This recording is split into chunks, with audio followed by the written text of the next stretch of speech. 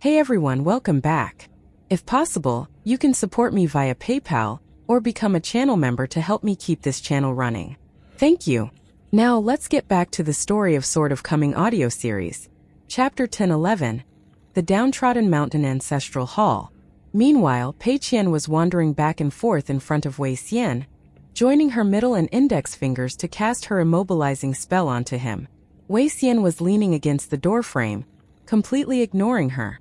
Chen Pingan turned to her and asked, "You mentioned in your letter that Sun Yuanji fell over during her fist technique practice. How did that happen?" All of a sudden, it was as if Pei Qian's immobilizing spell had been cast onto herself, and sweat began to bead up on her forehead as she turned to Zhou Mili for help. She couldn't lie to her master, but she didn't want to come clean to him either. Thankfully, Zhou Mili didn't fail her, immediately understanding her intentions as she replied in her stead. It was pitch black at night, and no one could see a thing, so she fell over by accident. "I see," Chen Pingan replied. Pei Qian stuck her hands behind her own back, giving a thumbs up to Zhou Mili behind her.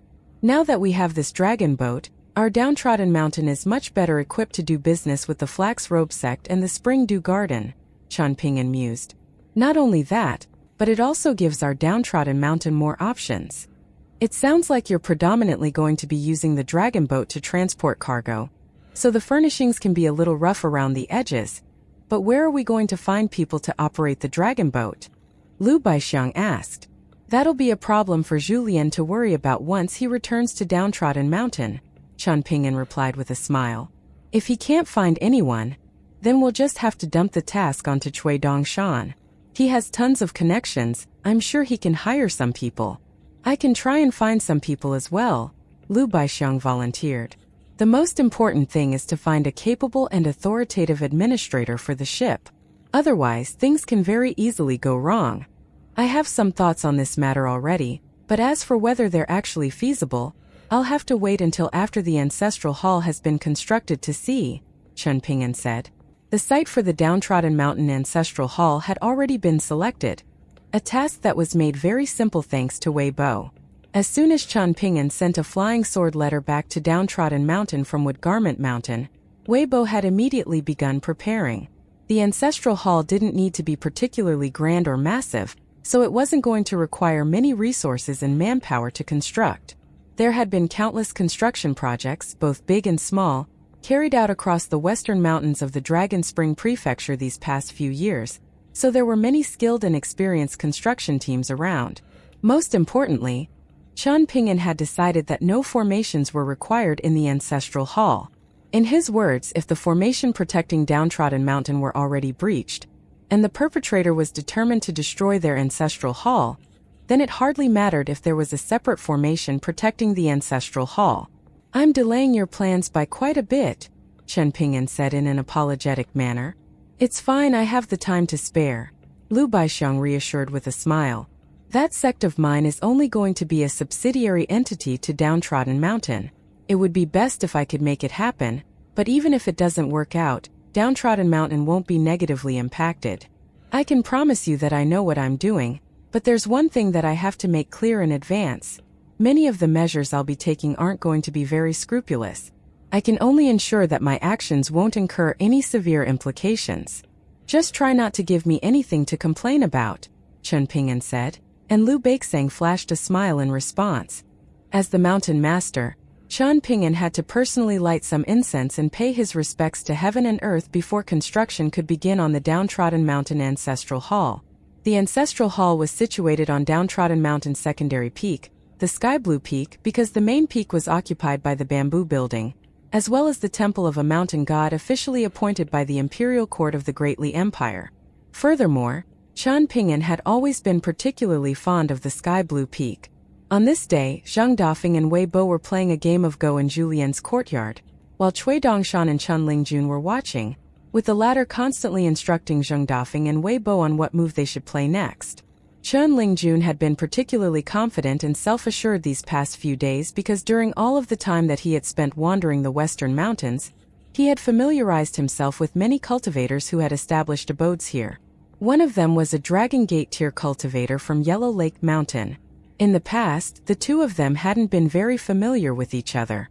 In fact, there was some animosity between the two, as there was a giant python in a lake on Yellow Lake Mountain, one that both Chen Lingjun and this black serpent had sought to devour. To Chen Lingjuan's surprise, this past rival of his had come to him at the end of summer this year, and expressed a desire to be on more friendly terms with one another. The two of them shared a drink together, and just recently, the Dragon Gate tier cultivator suddenly declared that he was planning to sell Yellow Lake Mountain. He said that Chen Lingjun was very well connected, even on speaking terms with Great Mountain God Weibo, so he was hoping that Chen Lingjun would be able to find a suitable buyer for him. Chen Lingjun happily agreed to do his new friend this favor at the time, but he immediately felt a little apprehensive as soon as he left Yellow Lake Mountain, worried that this was a trap designed to target Downtrodden Mountain. Thus, he sought out Chen Pingan to report this matter, and Cui Dongshan immediately declared that they should take up the offer and buy the mountain. This was a golden opportunity, and they had nothing to fear with the backing of Cloud Drape Mountain behind them. With that, Chen Pingan told Chen Lingjun to go and discuss the exact details of the sale. The purchase could be made with immortal coins or gold essence copper coins, and the price was negotiable. If the negotiations didn't go smoothly, then he could call upon Weibo to join them. Chen Lingjun was feeling rather lost and uneasy as he returned to Yellow Lake Mountain to drink with the Dragon Gate tier cultivator again. After all, he had grown accustomed to chatting over drinks. In the end, he was able to negotiate the price down to just 10 grain rain coins. At the time, Chen Lingjun had felt completely flabbergasted. Bartering was supposed to have been a back-and-forth, tug-of-war process during which both sides steadily made compromises until a price that was acceptable to both parties was reached. Yet this had been a completely one-sided affair, with the Dragon Gate tier cultivator passively accepting anything and everything that Chen Lingjun said. Chen Lingjun left the mountain even more lost and confused than when he came. Chen Pingan didn't say anything, and the sale was quickly completed between Downtrodden Mountain and Yellow Lake Mountain, with the Dragon Provincial Governor's Office, and the Greatly Empire's Ministry of Revenue and Ministry of Rights serving as authorizing parties. Chen Pingan had spoken about this with Cui Dongshan in private, and the latter had told him that this was a rare act of kindness from the old bastard, so there was no need to worry about this being a trap.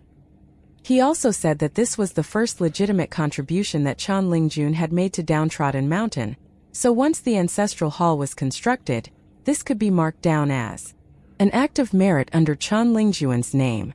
This was why Chen Lingjun was currently strutting around like a proud rooster all the time. In the wake of the sale, Pei Qian, Chen Rushu, and Zhou Mili were also seeing Chen Lingjun through a different lens. In particular, Pei Qian and Zhou Mili had been heaping praise upon him, truly living up to their reputation as insincere suck-ups. If it weren't for the fact that Cui Dongshan had issued Chen Lingjun a warning, telling him that he had been behaving a little too cockily of late, the latter would have been even more of a pain to deal with. Over the course of these past few days, Chen Pingan had been sorting through his own belongings, most of which would have to be placed into the ancestral hall's treasure chamber. Every single item had to be recorded, and some of them had to be given out by him as gifts from the Mountain Master. Chen Pingan only sparred with Pei Qian once before putting an end to the activity. He told Pei Qian that he would be restricting his cultivation base to the 4th tier in order to spar with her on equal footing, but in reality, he had only suppressed his own power to the 5th tier. Even so, he still underestimated Pei Qian's prowess, and he was struck by a punch to the face. As a Vajrabadi tier martial artist, that wasn't enough to injure him or draw blood, but as a master, he had just been completely and utterly embarrassed by his disciple. Right as he was preparing to secretly elevate his own powers to the 6th tier to resume the sparring match, Pei Qian hung her head in shame and apology, refusing to continue. She told him that she had just committed an unforgivable transgression, one that was punishable by death, and that if she dared raise her hand against her master again, then she would banish herself from Downtrodden Mountain. In light of this development, there was no way for the lesson to continue. Thus, the two of them walked barefoot onto the 2nd-floor walkway, where they leaned against the railing to look at the scenery. Behind them, at the entrance of the bamboo building, was a pair of neatly placed boots. Inside the courtyard, Weibo suddenly dropped the ghost stone clasped between his fingers back into the jar as he smiled and said, "Let's stop here for now. The ship that Zhu Lian is on has already entered the territory of the Yellow Court Nation."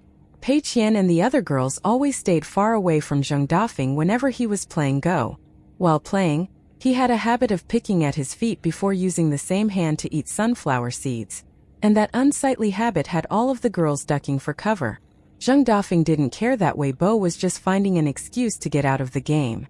They were only betting 1 snowflake coin per game anyway, so it was hardly of any consequence. Cui Dongshan was standing off to the side with his hands spread open, while Pei Qian and Zhou Mili swung back and forth on a pair of swings. You go pick up Zhu Lian, Mountain God Wei. I'll continue this game with Brother Dafeng in your stead, Cui Dongshan proposed with a smile. Zheng Dafeng took a glance at the state of the game.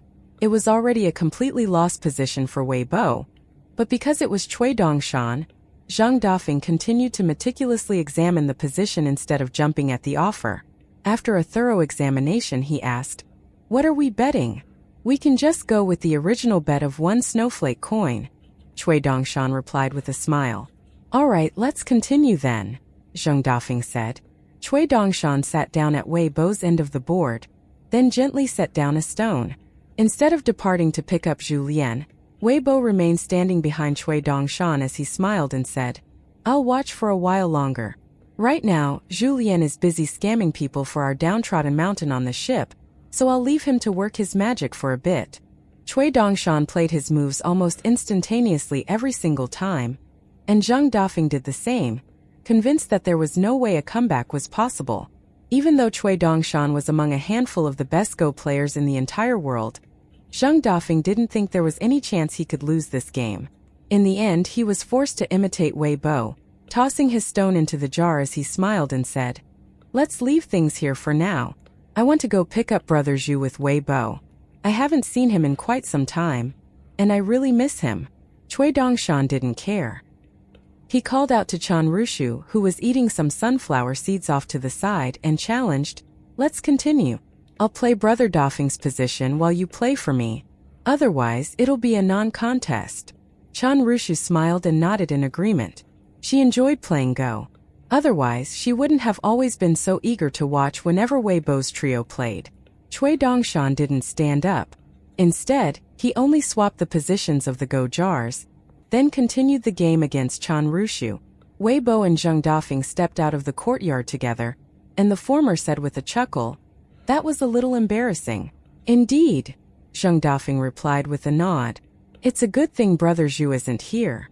Otherwise, Cui Dongshan would probably challenge him and beat him as well." Before they had gone very far, Chan Lingjun abruptly exclaimed from inside the courtyard, "What just happened? How did this stupid girl win?" "Mr. Cui lost to me on purpose," Chan Rushu explained with an embarrassed expression. "There's no way I would have done that." Cui Dongshan protested with an innocent expression. Pei Qian stood behind Chan Rushu, resting both hands firmly on her shoulders as she solemnly declared, "Nuanshu, from this day forth, you are the #1 Go player on our downtrodden mountain. Whenever Chef Zhu, Zheng Dafeng, Wei Bo, and the others play a game, they have to extend a bow of respect to you before they can begin." Lu Baixiang also had his own residence on downtrodden mountain. The residence currently had no name, and it would be up to the owner to decide what to name the residence and how they wanted to furnish it. Initially, Chen Rushu felt like this was very considerate of Zhu Lian, and she was very much in approval of the idea. However, Zhu Lian then revealed to her that he was doing this simply because Downtrodden Mountain didn't have enough money, so he was making everyone pay for themselves. Wei Xian was sitting at Lu Baixiang's residence, sipping on some wine with some snacks placed on the table beside him, all of which had been prepared in advance by Chan Rushu.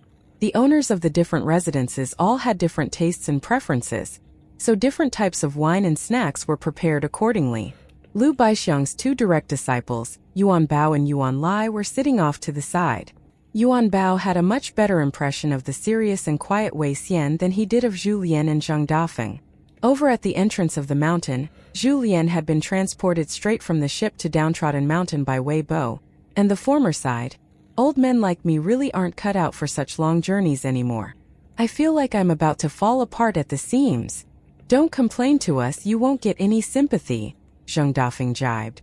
"I rolled my ankle recently, so I'm doing even worse than you. Miss Zhen has been serving as the gatekeeper in my stead these past few days."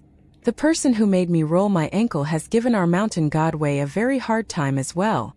Even as an unpolished jade-tier mountain god, he was subjected to a merciless tirade. Right now, you're the only one who hasn't yet been subjected to their wrath. Julien took a glance at Wei Bo and Zheng Dafeng, then grinned as he said, "If you hadn't tried to scare me, I would have been inclined to believe you, but you exposed yourselves as soon as you opened your mouths to speak. Clearly, there's nothing for me to worry about." "I won," Weibo declared triumphantly as he held out a hand. "You owe me a snowflake coin." Zheng Dafeng slapped his hand away as he scoffed. "You lost that game of Go to me earlier, so we're even now." "I knew it," Julien chortled.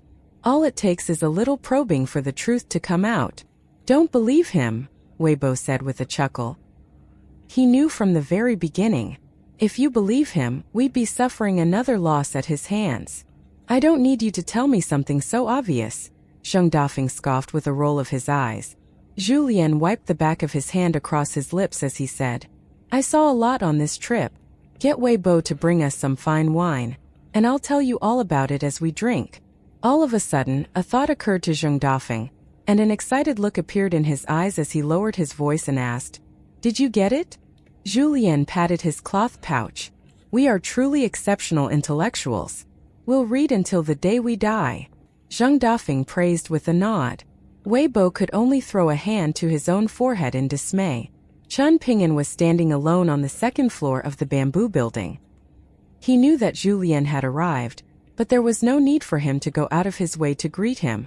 Previously, Cloudtop City had received 2 letters from the Great Emblem Sword sect, one each from Qi Jinglong and Bai Shou. In the first letter, Qi Jinglong reported that he had spent all 100 grain rain coins to purchase a replica sword from Hatred Sword Mountain, as well as 2 suits of treasured armor from the 3 official attendant temple, all of which had been quite expensive, but were also all of exceptional quality. Given how valuable they were, he was going to send them to Oxhorn Mountain on the Flax Robe Sect's intercontinental ship. True to Qi Jinglong's usual style, the letter was as brief and concise as ever. At the end of the letter, he issued a threat, telling Chen Pingan that there would be a price to pay if Su Xingzhou from Cloudtop City came to visit him with wine again after he prevailed against his 3 challengers. Bai Shou's letter was filled with a sense of schadenfreude.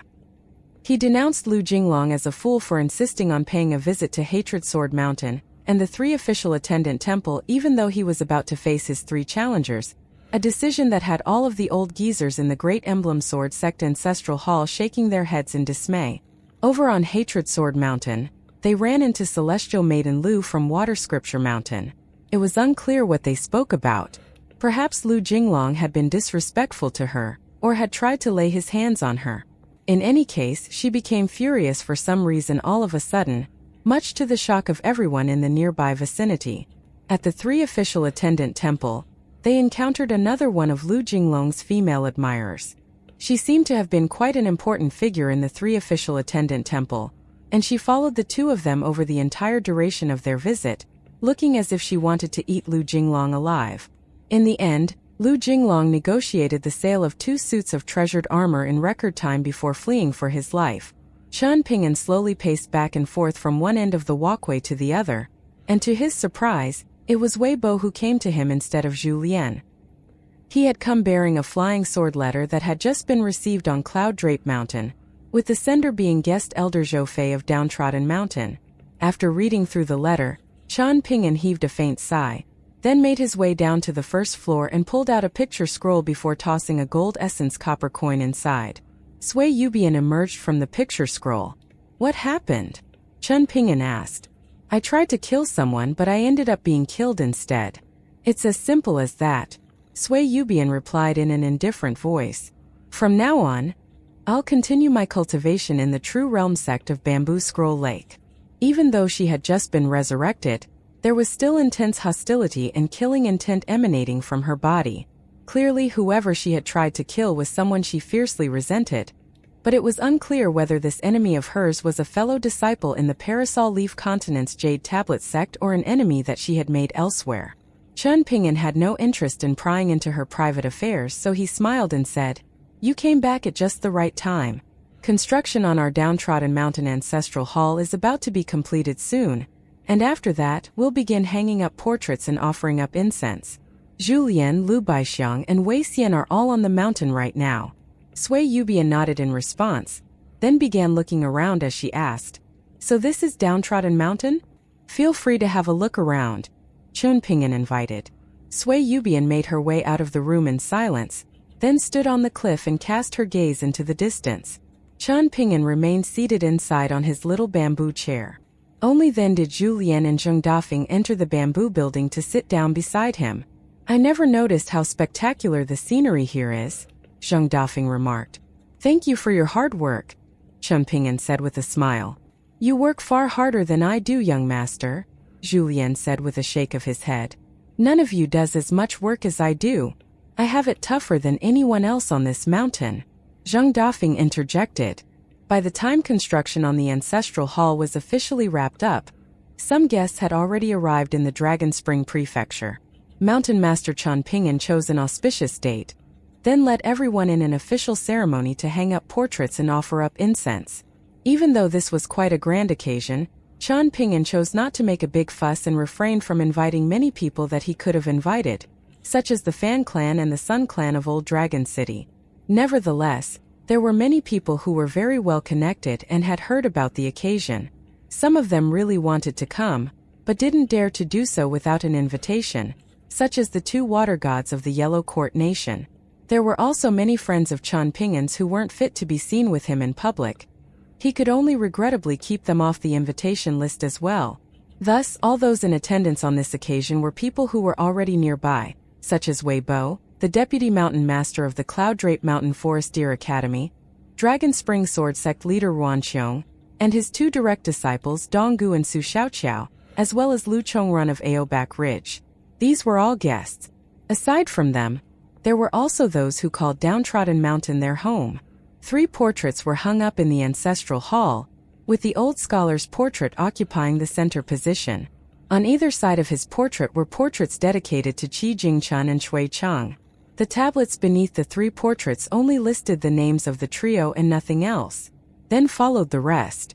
Mountain Master Chen Pingan, First Disciple Pei Qian, Student Chui Dongshan, Student Chao Qinglang, Zhu Lu Baixiang Sui Yubian Wei Xian, Chen Lingjun Chen Rushu Shiro, Xin Yuanji Yuan Bao Yuan Lai, Right-Hand Guardian Zhou Mili. Official guest elders, Zheng Dafeng, Zhong Qiu and Unpolished Jade Tier Vagrant Cultivator, Zhou Fei. Unofficial guest elders, Blind Taoist Priest Jia Cheng, Zhao Dinggao Tianjura Nascent Tier Cultivator, Du Wenxi of the Flax Robe Sect, and Ancestral Hall Direct Disciple Peng Lanqi. Chen Pingan was standing at the forefront on his own, closest to the 3 portraits. He was no longer the thin and heavily tanned young boy wearing straw sandals everywhere he went. He had grown into a tall, graceful young man, and he was currently wearing a Confucian robe and a jade hairpin, holding lit incense sticks in both hands as he stood with his back to everyone. With the ancestral hall established on the sky blue peak, it naturally stood to reason that other buildings also had to be constructed on the peak as accompanying pieces. Zhu Lian had already mapped out a plan. Starting from the archway at the foot of the sky blue peak, going all the way up to the summit, there were going to be over 30 buildings of different sizes constructed along that straight line. Some were going to be constructed like palaces and temples, while others would have a greater emphasis on natural beauty and greenery. There were even detailed plans for what was to be written on the individual plaques and couplets. Zheng Dafeng and Wei Bo had also helped in the planning process, raising different concepts and ideas, but ultimately, it would of course be up to Chen Pingan to make the final decisions. The copy of Treatise on Architectural Methods or State Building Standards that Chen Pingan had brought back from the Lotus Flower Blessed Land had come from the Southern Garden Nation's Ministry of Works, and it was a book that he thought very highly of. He gave the book to Zhu Lian along with a bunch of blueprints made in accordance with the buildings in that immortal abode in the Northern Pavilion Nation. When it came to all of the buildings to be constructed to complement the ancestral hall, Chen Pingan only had one small requirement, which was that there had to be a mountain and water pavilion that served as a replica of the one in Song Yushao's villa. Could be named the Spring Pavilion or the Dragon Pavilion. Aside from that, Chen Pingan had no other requests. An amused smile had appeared on Zhu Lian's face after receiving the copy of Treatise on Architectural Methods or State Building Standards. And only then did Chen Pingan recall that this was an official book promulgated by the imperial court of a certain nation in the history of the lotus flower-blessed land. Zhu Lian burst into laughter and admitted that he had indeed once contributed to the writing of the book, and that he was responsible for around 20% to 30% of its contents. Chen Pingan jokingly asked him why the residences on Downtrodden Mountain were so crude and completely failed to reflect the building standards outlined in the treatise on architectural methods or state building standards. In response, Zhu Lian had replied that Downtrodden Mountain was very short on funds at the time, so there was only so much he could do. Furthermore, as the mountain master, Chen Pingan was living in a humble bamboo building, so it would have been entirely inappropriate to construct a bunch of lavish residences nearby. The buildings that were to complement the ancestral hall served as the face of Downtrodden Mountain, so much more care and effort had to go into their construction. Zhu Lian assured Chen Pingan that he would personally oversee the construction efforts to ensure the best possible outcome. In the words of Zhu Lian, in times of poverty, one should focus one's thoughts on how to earn money. Poverty on its own was something to be embarrassed about, and pretending to be rich in spite of one's bare pockets was even more shameful. However, once there was money in one's pocket, they had to be shrewd and prudent in how to spend the money. Chen Pingan felt like this made a lot of sense, but he still had to put on a stern expression to suppress his amusement as he warned Zhu Lian not to do this again, telling him that building such shabby residences for those on the mountain would only demoralize everyone. Pei Qian was also with him at the time, and she felt like that was just about the most insincere thing she had ever heard her master say. In response, Zhu Lian had been extremely apologetic, only stopping just short of flogging himself to make up for his transgression, but Pei Qian felt like she could have put on a much more convincing act.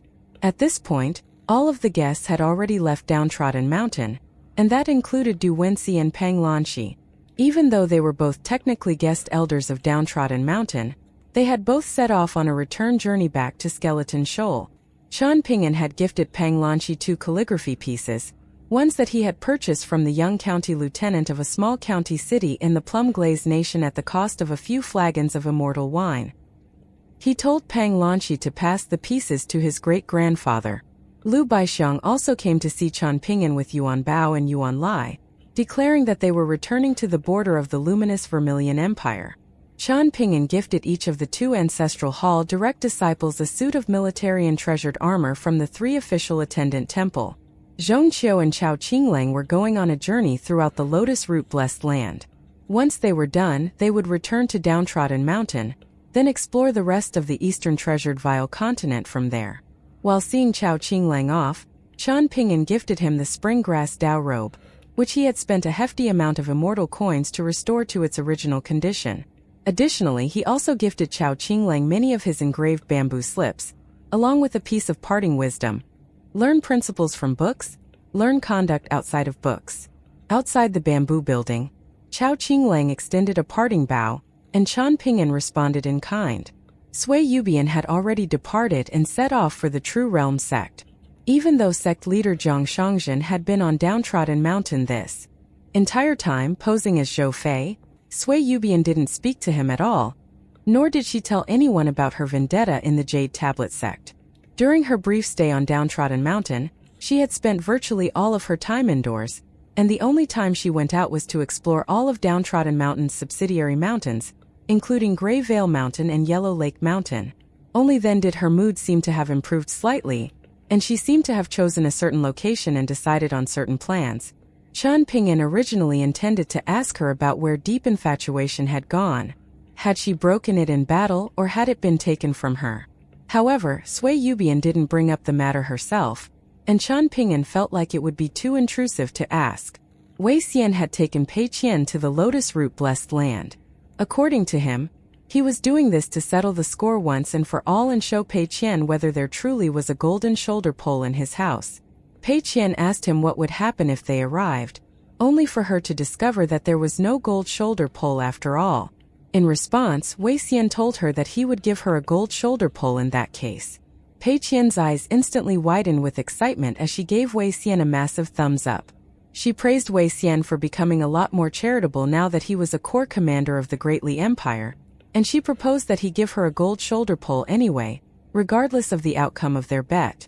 Wei Xian merely grinned and offered no response, refusing to take her bait. As the leader of the True Realm sect, Zhang Shangzhen should have been the busiest one out of all of the guests, but he had shamelessly stayed on Downtrodden Mountain this entire time. Not only that, but he even picked out a certain residence halfway up the main peak. Zhu Lian told him that all of the residences already had owners, and that there were no vacant ones at the moment. He proposed that if Zhang Shangzhen insisted on staying, then he would construct a new residence for him, one that he was entitled to anyway, given his alternate identity as guest elder Zhou Fei. Zhang Shangzhen immediately jumped at the offer, making a counterproposal for Zhu Lian to construct many residences at once instead of just one. There was a lot of vacant land on Downtrodden Mountain anyway, and all of that unutilized land may as well be made useful. Furthermore, all of the subsidiary mountains, such as Grey Vale Mountain, should be fully decked out as well. He declared that he would cover all of the expenses for these construction projects, and Zhu Lian had insincerely tried to turn him down, saying that it would be far too inappropriate to make him pay for such things. However, Zhang Shangzhen insisted, giving Zhu Lian a bunch of grain rain coins while declaring that it was his obligation as a guest elder of the mountain to make some contributions. Zhu Lian carefully counted the grain rain coins to discover that there were 15, an inauspicious odd number, so he proposed that he return one to Zhou Fei in order to make an even number. A guilty look instantly appeared on Zhang Shangzhen's face, and he immediately pulled out 3 more grain rain coins to make a total of 18. Zhu Lian carefully stowed the grain rain coins up his sleeve while thinking to himself how great it would be if everyone on Downtrodden Mountain were so wealthy and charitable. Recently, Cui Dongshan had been busying himself with forging subjugation treasures and protective formations for all of Downtrodden Mountain's subsidiary mountains. For example, the pair of Dragon King baskets that Chen Pingan had obtained from the northern complete reed continent had been mended by spiritual master Fire Dragon, and they were perfectly fit to serve as subjugation treasures for Yellow Lake Mountain. Chen Pingan gave the 2 Dragon King baskets to Chen Lingjun and Chen Rushu for them to refine, but initially, Chen Lingjun refused, advising Chen Pingan to give his Dragon King basket to the Black Python from Go Table Mountain, which was about to attain a human form. Chen Lingjun was worried that if he were to meet his demise while traversing Plenty River, then one of the Dragon King baskets would be lost, and that would harm the fortune of Yellow Lake Mountain, while also denting the power of its protective formation.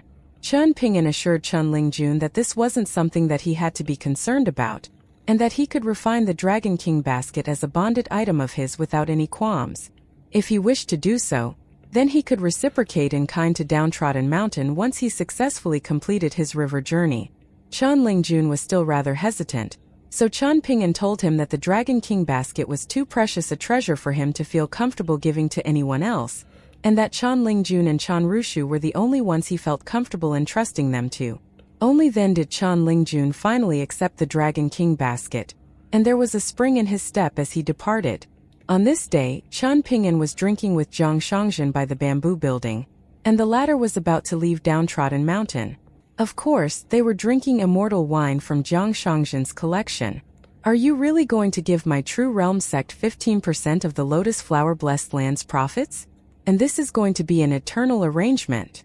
Zhang Shangzhen asked. Chen Pingan shook his head as he corrected.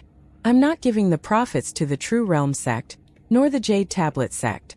Instead, I'm giving it to you, Zhang Shangzhen, or alternatively, guest elder Zhou Fei. In that case, I guess I'm going to have more passive income, Zhang Shangzhen said with a smile. Just the mere thought gives me a headache. There was no reason for Zhang Shangzhen to turn down such a lucrative offer, just like how Zhu Lian had accepted his injection of funds into Downtrodden without any hesitation. It was simply a matter of reciprocation. In the beginning, Zhang Shangzhen had asked for an eternal cut of 20% of the Lotus Root Blessed Land's profits.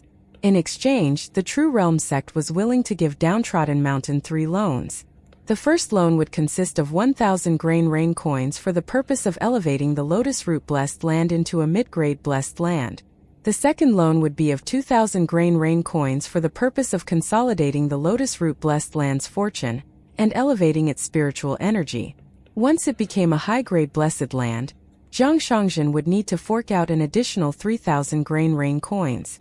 There would be no interest repayments on the 3 loans, and Downtrodden Mountain would just have to return the loans in full in 100 years, 500 years, and 1,000 years respectively. Otherwise, the True Realm sect would begin charging hefty interest rates. Downtrodden Mountain could sell its subsidiary mountains to the True Realm sect at discounted prices as a form of repayment. Alternatively, if they didn't want to give up any territory, then they could use people as a form of debt repayment as well. This was strictly business. Jiang Shangzhen was a very wealthy man, and he could give out money to whoever he pleased, but when it came to earning money, that was a different matter altogether, and certain rules had to be followed. During this time, not only would Jiang Shangzhen give 6 of Bamboo Scroll Lake's islands to Downtrodden Mountain, but he would also take capable personnel out of the vastly renowned Cloud Cave Blessed Land and send them into the Lotus Root Blessed Land to oversee its operation. As for how much jurisdictive power his people would have in this new blessed land, that would depend on how much power Downtrodden Mountain was willing to give them.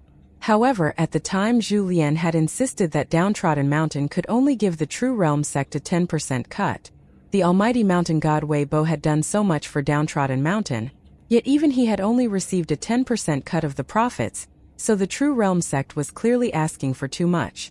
If Zhu Lian were to agree to these conditions, he would run the risk of hurting mountain god Wei's ego. Everyone knew that Wei Bo was very vain and easily offended, and if he were to become alienated with Downtrodden Mountain over this matter, then that would be a massive loss. Jiang Shangzhen never really expected to secure a 20% cut. However, he wasn't willing to go any lower than 15%, and if Zhu Lian refused to compromise on his proposal of a 10% cut, then that would be far too little for Jiang Shangzhen to accept. Furthermore, there was one thing that Zhu Lian had said that really resonated with Jiang Shangzhen. The Lotus Root Blessed Land wasn't a big place.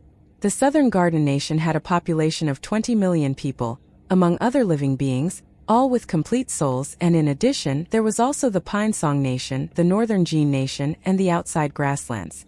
Even though all of the people and living beings in those places had become faded, as long as Downtrodden Mountain managed the blessed land well, its population would eventually exceed 50 million. Once that happened, the Lotus Root Blessed Land would have a very sizable population for a mid-grade blessed land. The Cloud Cave Jiang clan was one of the few high-grade blessed lands in existence, yet even after generations of operation under the Jiang clan, its population was still unable to crack the 90 million mark. Of course, Jiang Shangzhen's past reckless actions were a contributing factor to this. Throughout its history, the Cloud Cave Blessed Land had suffered 5 major calamities, with each one wiping out a good chunk of the population. 3 of those calamities had come during Jiang Shangzhen's tenure, and all of them had dealt major blows to the total population. This was Zhu Lian's most intriguing quality. He was constantly spouting nonsensical rhetoric, but there were always a few nuggets of wisdom concealed within his nonsensical ramblings. Chen Pingan gently drummed his knuckles against the surface of the table as he mused. Immortal coins, gold essence copper coins, emperors of mortal empires. These 3 things were all necessary elements in a successful blessed land. Furthermore, particular care and attention had to be paid to all of the major demographics, namely cultivators, mountain and river deities, and non-cultivators of the mortal world. If something were to go awry with any of those 3 demographics, then the entire system would fail, and a blessed land would become much more of a curse than a blessing. Instead of a place meant to reap profits and accumulate wealth, it would become a bottomless pit that constantly required injections of wealth just to remain afloat. In particularly bad cases, such a blessed land could even severely weaken the foundation of an immortal power. In private, Wei Bo had said something very meaningful and heartfelt to Chen Pingan. Now that you've obtained this Lotus Root blessed land with a temporary population of 40 million, you're going to have to take care to remain true to yourself. Chen Pingan reassured Wei Bo and told him not to worry. In the beginning, it'll only be a matter of spending money, Jiang Shangzhen said with a smile. However, as time passes, many difficult conundrums will begin to arise in the blessed land, all of which will have to be resolved by you, so you have to be mentally prepared.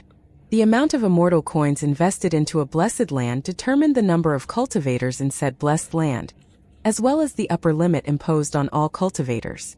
Even if a cultivator possessed incredible aptitude, it would still be very difficult for them to even reach the abode tier in a low-grade blessed land.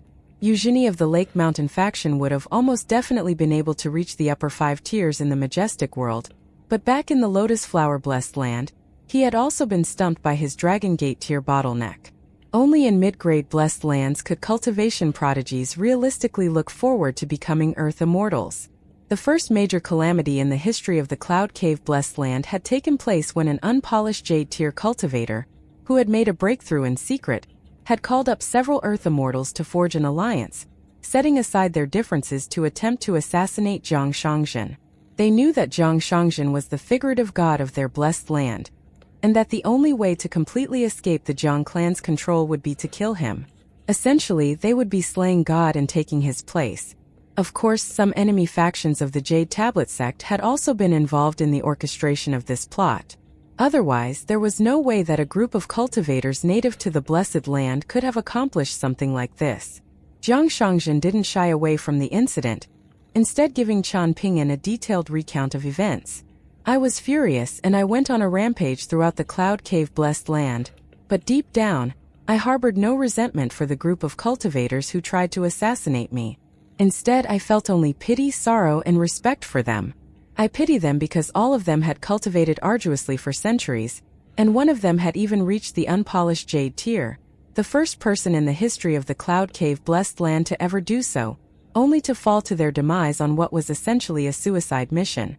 I respect them for their courage and resolve, but I also felt a sense of sorrow for them because they were all under the false impression that what they were doing would actually make a difference.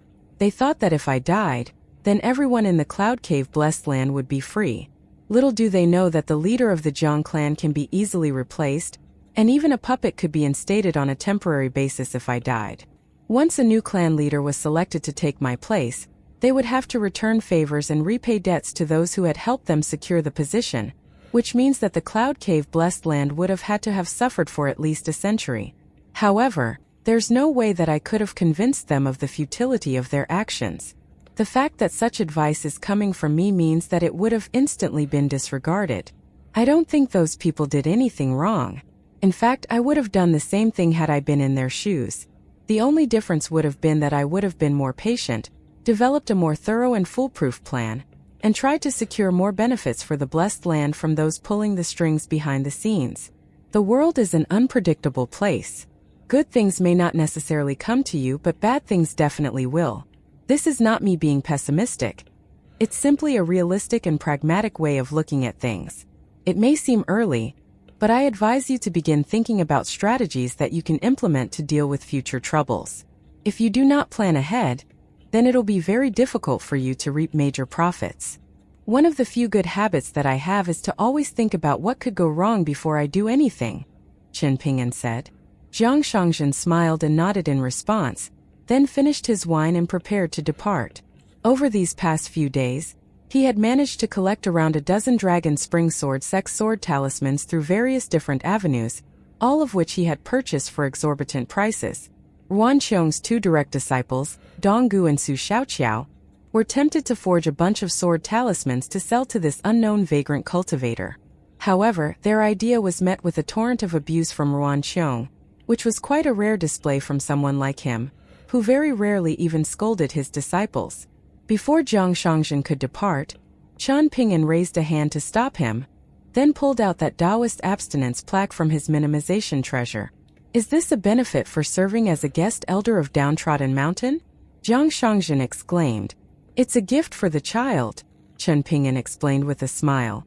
Zhang Shangzhen accepted the slightly weathered abstinence plaque, then mused. You've given a single gift in exchange for two favors. You are a far better businessman than I am, Mountain Master. Make sure you don't raise a demon in human skin, Chen Pingan cautioned. There's no place for another Guqin in the current bamboo scroll lake, Zhang Shangzhen assured. I certainly hope so, Chen Pingan said in an indifferent manner. Vagrant cultivator Zhou Fei has a great deal of free time on his hands, but I'm afraid the leader of the Zhang clan is still a very busy man, Zhang Shangzhen said with a sigh. Hence, once I return to Bamboo Scroll Lake, I may have to send someone to take part in the meeting of allies in my stead. It may be Lu Laocheng or Li Fuziu. In any case, I can assure you that it won't be Lu Jimao. Either of those two is fine, Chen Pingan replied with a smile and a nod. For the upcoming journey, Chen Pingan was going to board the next southbound intercontinental ship from the Flax Robe sect at the Oxhorn Mountain Ferry Station to travel to Old Dragon City. On this trip, he was going to meet with two groups of people, the first of which was the Flax Robe Sect and the Spring Dew Garden, with whom he was going to discuss the exact details of their three-party collaboration. The second group consisted of those in the alliance formed around the Lotus Flower-blessed land, including Jiang Shangzhen, as well as Fan Air and Sun Jiashu of Old Dragon City. Now that the Lotus Root-blessed land had been elevated to a mid-grade blessed land, there were many things that had to be discussed. It was still going to take some time for the Flax Robe Sect's intercontinental ship to arrive at the Oxhorn Mountain Ferry Station. Once Wei Xian and Pei Qian returned to Downtrodden Mountain, Cui Dongshan would depart from the Dragon Spring Prefecture with Wei Xian, while Chen Pingan was planning to travel to the Great Sui Nation's Mountain Cliff Academy with Pei Qian on the newly acquired dragon boat.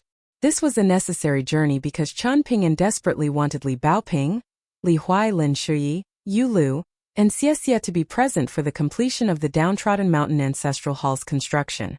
Chen Pingan had once told Lu Tai that he wished the children he had accompanied all the way to Mountain Cliff Academy would someday be able to continue their studies on Downtrodden Mountain, or one of its subsidiary mountains.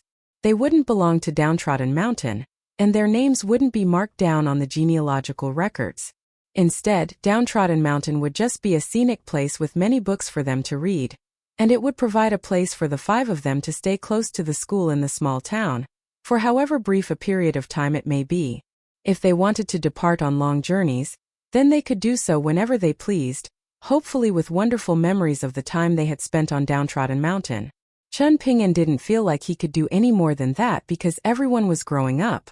The little girl in the red coat who was constantly running around with a locust branch in her hand, the crybaby Li Huai who demanded a little bamboo bookcase for himself by sobbing and throwing a tantrum in the mud, the unapproachable yet kind-hearted Lin Shuyi, the prince of the fallen nation who always liked to take over from Chen Pingan for night watchman duties in the second half of the night, and the perpetually cold and disdainful Xie, who seemed to be full of fear toward the entire world. All of them were growing up day after day. One night, Chen Pingan was resting his chin on the desk on the first floor of the bamboo building. He made a funny face, and the little lotus spirit, who was also resting on the desk, immediately burst into laughter. Lu Chongrun hadn't returned to Bamboo Scroll Lake. Instead, she was strolling on her own on the summit of Audiobook Ridge. From the moment that she decided to refine the water palace on Audiobook Ridge, Bejeweled Hairpin Island was no longer her home. Lu Chongrun returned to her residence, and spread out on the table was a map that she had personally drawn by hand, encompassing all 62 mountains of the Dragon Spring Prefecture, including Cloud Drape Mountain, Divine Elegance Mountain, which served as the home of the Dragon Spring Sword Sect's Ancestral Hall, stood in a triangular formation with Lamp Bearer Mountain and Gallant Spear Mountain. In addition, there were also the three mountains that had been rented from Downtrodden Mountain, namely Rainbow Cloud Mountain, Immortal Herb Mountain, and Treasured Scripture Mountain. These 6 mountains, in addition to the many mountains that the Dragon Spring Sword Sect subsequently purchased, meant that they had roughly the same number of mountains as Downtrodden Mountain. However, they were actually at an advantage when it came to overall territory, and that wasn't even taking into account the rumor that the Great Li Empire intended to assign another massive piece of territory to the Dragon Spring Sword Sect, stretching all the way from the northern outskirts of the capital to the former Central Mountain. Outside of Ruanchong's Dragon Spring Sword Sect and Chen Pingan's Downtrodden Mountain, there weren't any other significant powers in the area.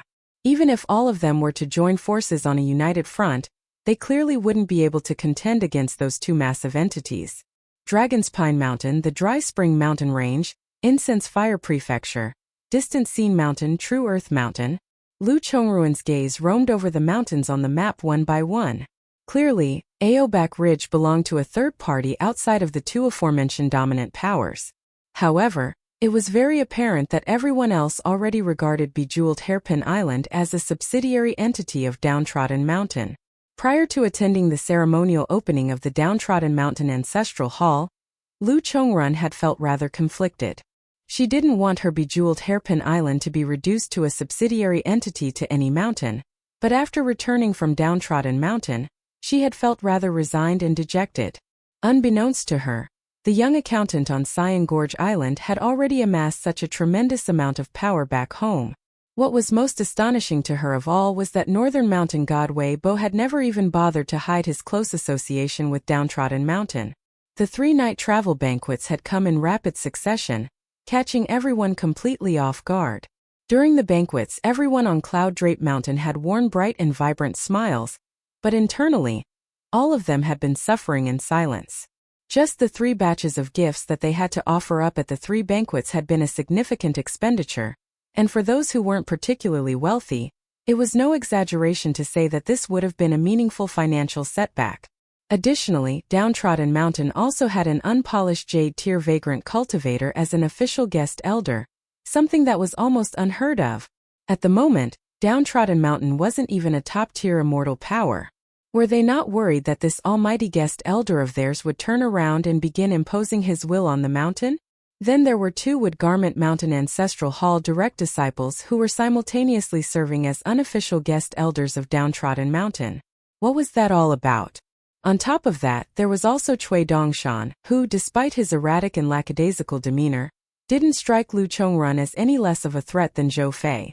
At the time, Cui Dongshan had stood in the 2nd row alongside Pei Qian, while the 3rd row had been occupied by Zhu Lian, Lu Baixiang, Sui Yubian and Wei Xian, all of whom were clearly very formidable in their own right. Lu Chongrun personally knew 3 of them as she had worked extensively with them during the recovery of the Water Palace and the Dragon Boat. All of them possessed astonishing auras, and the woman standing alongside them wasn't outshone by the trio in the slightest. The fact that she was able to stand with them at all clearly indicated that she was definitely no slouch in battle, and Lu Chongrun speculated that she had to have at least been a Vajrabhati tier martial artist. Even on the entire Eastern Treasured Vial continent, it was very difficult to find a formidable lineup. However, what truly forced Lu Chongrun to accept her fate was the younger generation of the Downtrodden Mountain Ancestral Hall. There was Pei Qian, whom she regularly saw, as well as Cin Yuanji, Yuan Bao, Jian Lai and Chao Qinglang, who had suddenly come up seemingly out of nowhere.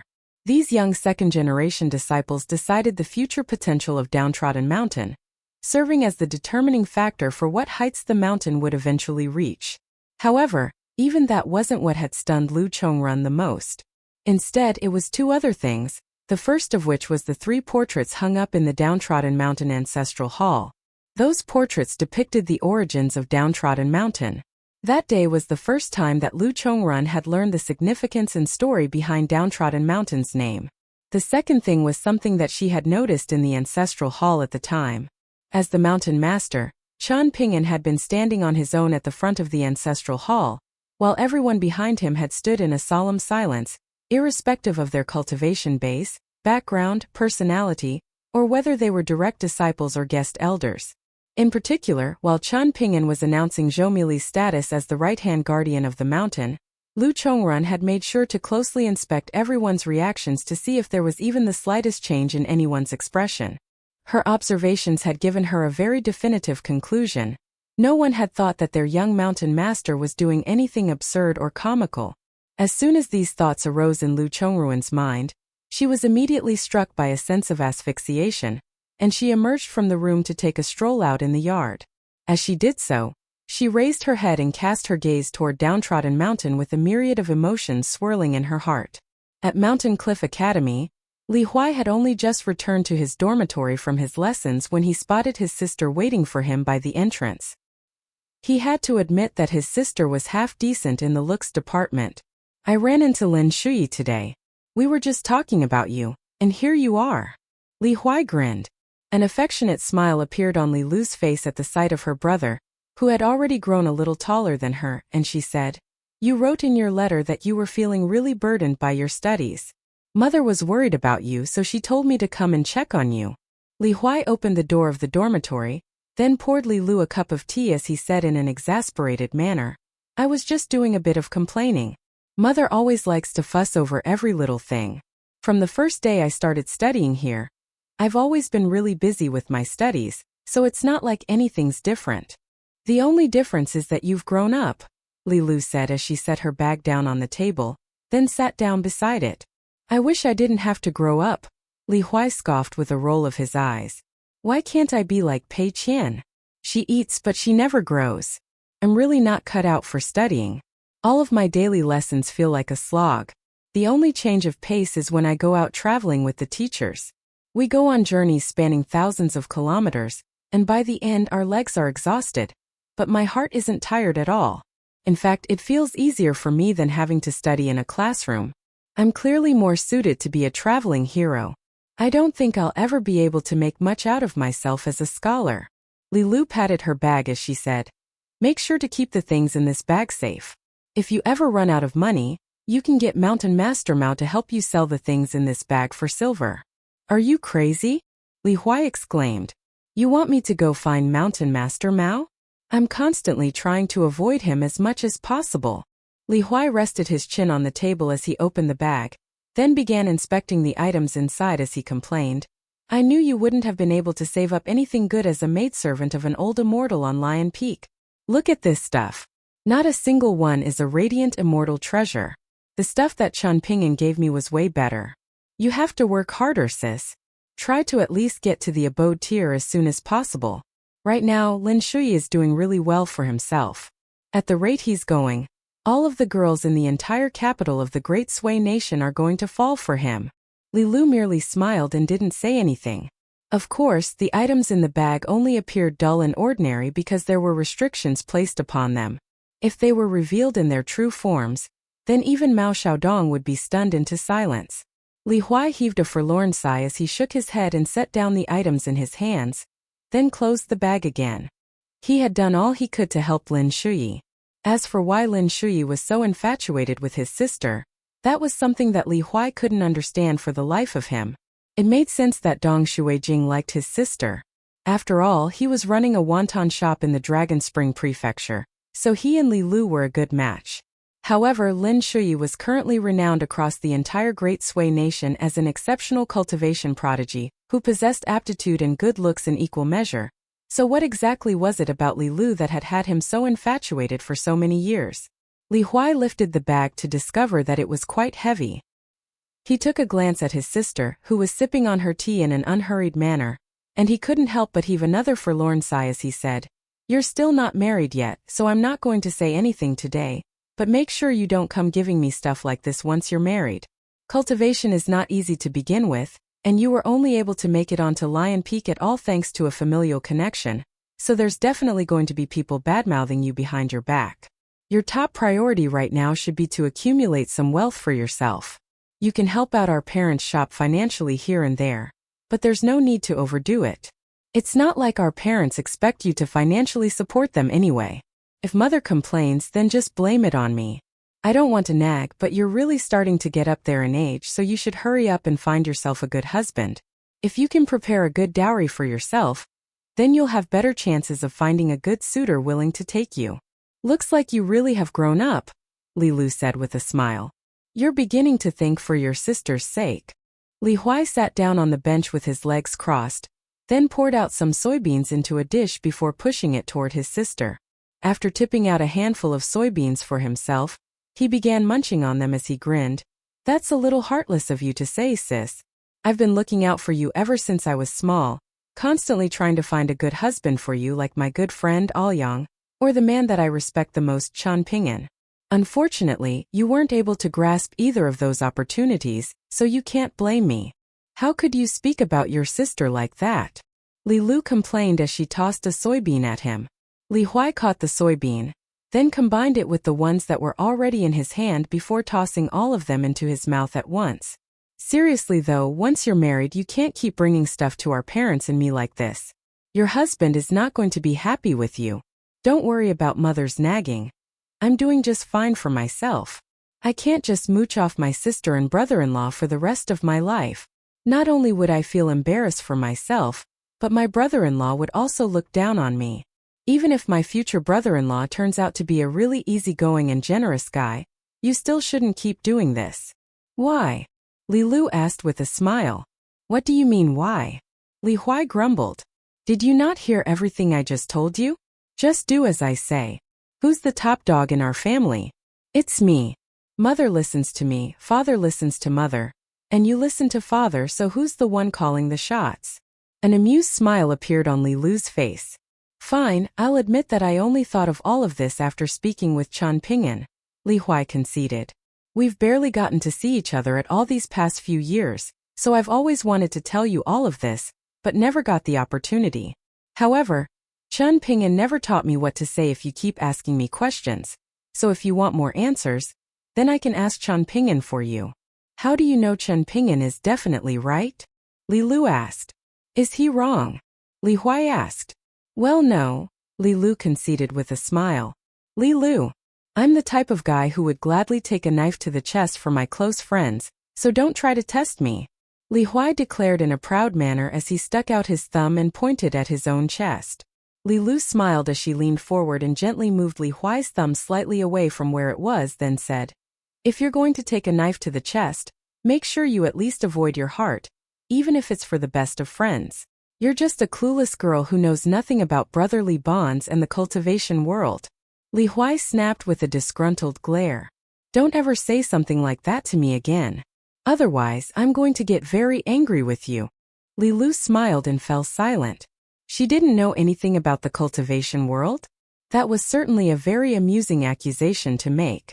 It was said that in the distant past, there was only one world under the heavens. There had once been a group of powerful female heavenly officials in this world, possessing even more jurisdictive power than all of the rain gods, river guardians, and dragon kings. They were known as Dragonslayer envoys, and they were responsible for overseeing all of the flood dragons in the world. These mighty Dragonslayer envoys only answered to a single ancient deity, and that deity was colloquially known as the ruler of the cultivation world. How do you feel about these journeys that you've undertaken? Li Lu suddenly asked. Li Huai's smile gradually faded at the question and he replied in a quiet voice. When I was small, all I did was make a bunch of noise with Li Baoping and the others by reading aloud, but I didn't know what I was actually even reading. There were many passages in those books that I struggled to memorize in the past no matter how hard I tried.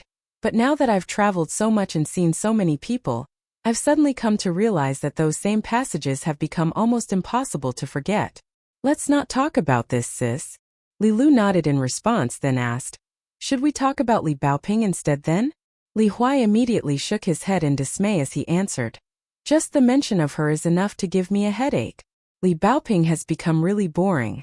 All she does is read all day, saying that she's going to read 10,000 books or something. She's still really busy every day, but she's not running around like she's crazy anymore. Guess what? Seeing her nowadays is even rarer than seeing Lin Shuyi. Isn't that strange? In the past, I already felt like Li Baoping was the most terrifying person alive. But right now she's even worse than she was back then. The next time Chen Pingan comes to visit the academy, I'm going to report her to him, even if I have to put my life on the line. As her junior uncle, he's probably the only one who can make her change her ways. Let's not talk about her anymore. Now that I think about it, I barely ever see Yu Lu and Xie nowadays either. Having said that, we're all still very close with one another. I can feel it when we occasionally run into each other. It was only after Li Lu had already left that Lin Shuyi finally arrived, and he was very disappointed to have missed her.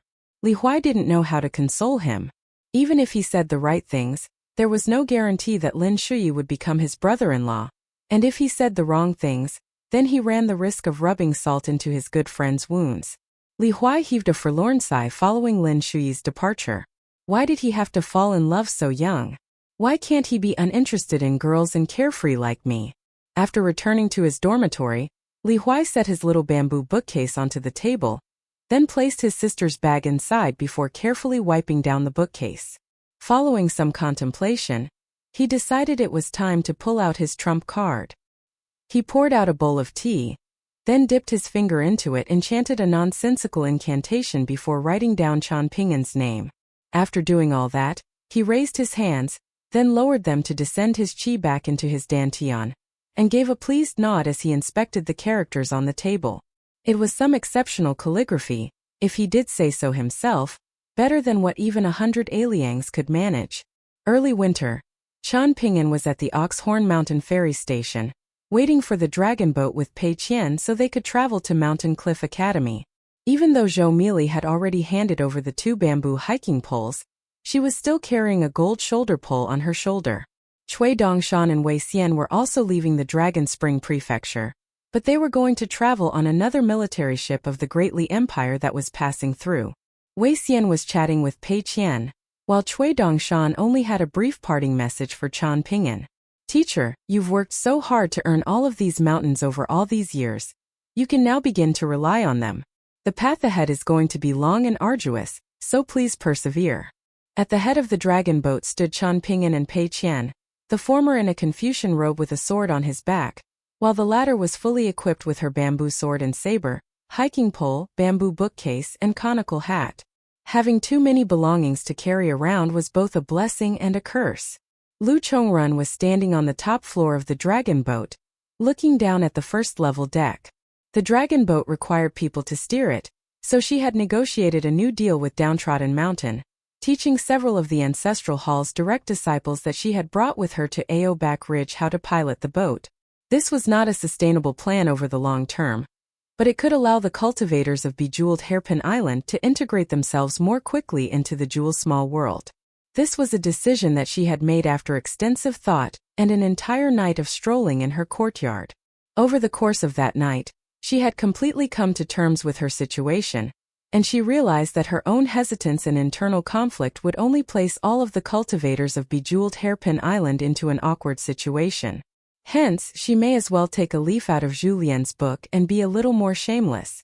Chen Pingan was telling Pei Qian about what he had seen and heard on the northern complete reed continent. He told her that there was a cultivation prodigy there by the name of Lin Su, whom he had only heard of but didn't get to meet.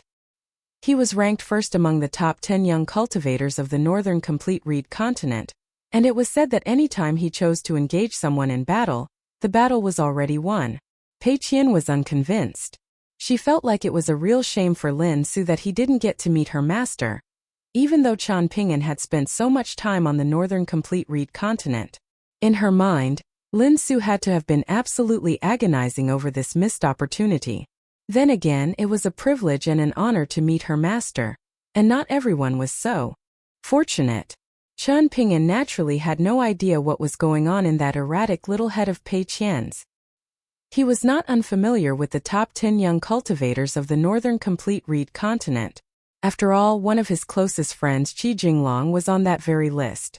Furthermore, he had met the disguised Yang Ningxin on Treasure Mirror Mountain, and he had also had some less than pleasant history with Yang Ningxing, not to mention he had witnessed the battle of life and death between Huang Shi and Xionyang on Temper Mountain through an enchanted picture scroll as well. Back when I first took you out of the Lotus Flower Blessed Land, it wasn't entirely your fault that I didn't like you, Chen Pingan suddenly said. I had my own reasons for disliking you back then, and I have to lay them out for you. Pei Qian grinned as she remarked, I didn't like myself back then either. Do you still remember how we first met? Chen Pingan asked. I do, Pei Qian replied as a sheepish look appeared on her face. When I last visited the capital of the Southern Garden Nation, I went to see the girl who always brought me food in the past. I sincerely thanked her and apologized, and I also told Chao Qinglang to help her clan out if they ever found themselves in any trouble. Of course, if her clan is in the wrong, then he doesn't have to do anything. I've already made amends, so you can't blame me anymore, master. Chen Pingan rested a hand down onto the top of Pei Qian's head as he said, You've only truly overcome a mental hurdle if you can speak candidly and objectively about it. You did some terrible things in the past, but you've since made amends and I'm very happy to see that. However, some mistakes that you still haven't completely gotten over can be reflected upon from time to time, just like how I frequently glance over my little bamboo slips to aid me in my self-reflection. Chen Pingan cast his gaze into the distance. Now that winter had arrived, it looked as if it were about to snow. Taoists champion the natural order, but even they say that one who doesn't cultivate their own Tao will never approach the heavenly Tao, he mused. Pei Qian immediately put on a serious and earnest expression as she said, Every single word that you speak is so wise and precious, master. I almost want to get an engraving knife and a set of bamboo slips for myself so I can write down everything that you say. Chen Pingan pinched Pei Qian's ear between his fingers as he accused, Even Cui Dongshan, Zhu Lian, and Chen Lingjun combined can't compete with you when it comes to being an insincere suck-up. Pei Qian got up onto the tips of her toes as she howled in pain, while Lu Chongrun looked on from the top floor with a combination of amusement and exasperation in her eyes. After releasing Pei Qian's ear, Chen Pingan leaned over the railing to rest. Cui Dongshan always enjoyed speaking about Mountain Cliff Academy with him. With the arrival of winter, Li Baoping had definitely donned that little red coat of hers. She had always been the strangest student at Mountain Cliff Academy, and there was really no worthy competition. What was strange about her in the past was that she was always ditching her classes, constantly asking questions, had a mountainous pile of pre-written transcriptions, and darted around everywhere like the wind. According to what Chen Pingan had heard, what was strange about her now was that she had become very quiet, no longer asking her usual questions. Instead, she spent all of her time reading. She still liked to ditch her lessons to wander the streets and alleys of the great Sui nation's capital, and the most renowned story about her was that one day, a certain teacher at the academy had to take sick leave, and he specifically called upon Li Baoping to teach his lessons in his stead. 20 days later, the old teacher returned, only to discover that he had lost much of his authority. The looks in the eyes of his students were rather hurtful to him, and it seemed that all of the respect that they previously held for him had now been diverted to Li Baoping. At the time, Chen Pingan had been a little concerned, but Cui Dongshan reassured him that Li Baoping hadn't done anything out of the ordinary during her time as substitute teacher, nor had she broken any rules. Lin Shuyi was a true diamond in the rough when it came to cultivation. With just a copy of the Recite Atop Clouds scripture, he had been able to make rapid progress in his cultivation, and he also had the unreserved guidance of a capable mentor at the academy. However, the two of them hadn't officially become master and disciple. Apparently, Lin Shuyi had also forged quite a reputation for himself in the cultivation world and the officialdom of the Great Sui nation. As it turned out, many of the sticky rod officials of the Ministry of Justice, who were responsible for finding cultivation talents for the Great Li Empire, had already personally contacted Lin Shuyi's father. However, Lin Shuyi's father denied that he even had such a son. Over these past few years, Yu Lu had been constantly consolidating his Vajrabhati tier cultivation base. In the past, he had progressed too quickly, so consolidation was required. Furthermore, he had had a change of heart, from the former prince of a fallen nation who was just going with the flow and living life one day at a time to someone who was beginning to develop new ambitions. He enjoyed fishing and he had a fish basket, but he always released his catches. Clearly, he enjoyed the process of fishing much more than the tangible rewards that it could bring. Xie had been staying in the residence left behind by Cui Dongshan, focusing wholeheartedly on her cultivation. With all of the dragon-restricting nails removed, she had also been making rapid progress, but she had hidden it very well by keeping to herself, and also thanks to some assistance from Deputy Mountain Master Mao Xiaodong. Li Huai had caused a lot of trouble at the academy over the past few years with his two good friends, Lu Guan and Ma Lian, but it was often the case that Lu Guan would voluntarily take the blame, while Ma Lian helped to clean up the mess. Li Huai wanted to do his part as well, but whenever he did so, it would have the opposite of the intended effect. So Lu Guan and Ma Lian didn't even dare to let him help anymore.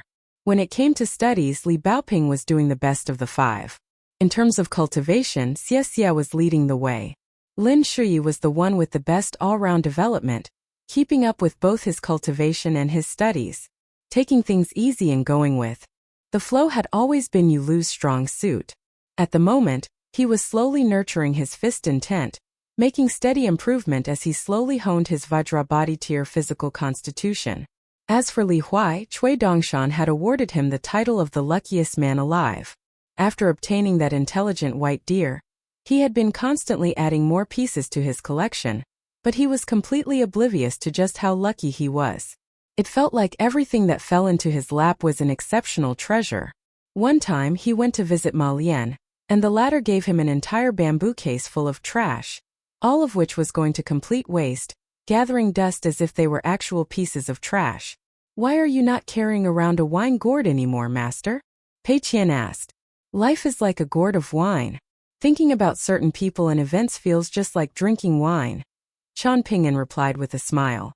Pei Qian clearly wanted to say something, but was doing everything in her power to stop herself. "Go on then," Chen Pingan prompted with a smile. "What is it that you want to say? I think you just don't want to spend the money on wine." Pei Qian blurted out in a hurry. "I have money here for you, master. I have copper coins, scrap silver, little gold ingots, a bunch of snowflake coins, and even a lesser heat coin. You can take it all, master." Chen Pingan turned to Pei Qian, who was holding up her little money pouch with an earnest look on her face, and he smiled as he patted her on the head and said, "Keep your money for yourself. It's not like I actually don't have money to spend." Pei Qian heaved a forlorn sigh, then reluctantly tucked the little money pouch given to her by Aunt Gui up her sleeve. From there, she stood at the railing of the ship, looking out at the giant marshmallow-like sea of clouds together. By the time the two of them arrived at the capital of the Great Sui Nation, all of the streets and alleys were already inundated by a thick blanket of snow. Pei Qian intentionally chose to walk on the paths where the snow hadn't been cleared, leaving behind a trail of footprints as her feet crunched into the fallen snow. The old gatekeeper at Mountain Cliff Academy immediately recognized Chen Pingan, and he smiled as he asked, "Long time no see, Chen Pingan. Where have you gone these past few years?" Chen Pingan extended a respectful salute, and Pei Qian hurriedly adjusted the little bamboo bookcase on her back before doing the same. Chen Pingan then pulled out a passport before handing it to the old man, who glanced through it briefly before smiling as he exclaimed, "You certainly like to keep yourself busy. Last time it was the Parasol Leaf Continent. This time it's the Northern Complete Reed Continent. Where are you going next time?" "The Middle Earth Divine Continent. I don't have the chance to settle somewhere to read and study, so I can only grow by traveling more," Chen Pingan replied with a smile. The old man nodded in response, then turned to Pei Qian as he assessed, "This little girl seems to have grown a little fairer of skin and taller since last time. Is it because she's been attending the school back in your hometown?" A wide smile appeared on Pei Qian's face as she nodded vigorously and replied, "You're clearly very wise and an exceptional judge of character, old senior. Mountain Master Mao should instate you as a teacher of the academy. If he does, Mountain Cliff Academy will start producing noble and virtuous scholars by the dozen." The old man burst into laughter as he asked, "Did you learn that from Chen Pingan?"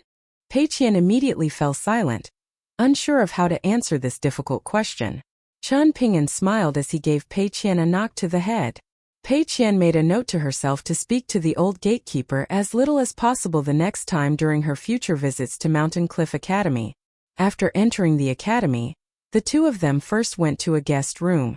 However, Chen Pingan hadn't brought many things with him, so there was nothing for him to leave in the room, while Pei Qian didn't want to leave anything behind. She wanted to show her little bamboo bookcase to Mountain Cliff Academy, her hiking pole to Big Sister Baoping, and her bamboo sword and saber to Li Huai's trio, so not a single thing could be left behind. Chen Pingan told Pei Qian to go to Li Baoping's dormitory, while he paid a visit to Mao Xiaodong. As soon as Mao Xiaodong caught sight of Chen Pingan, he immediately smiled and remarked, "Looks like you've already reached the Vajrabadi tier. I made my breakthrough on Lion Peak on the Northern Complete Reed Continent," Chen Pingan confirmed with a nod. "Li Huai's father must have put you through some really tough training, right?" Mao Xiaodong asked with a hint of schadenfreude in his voice.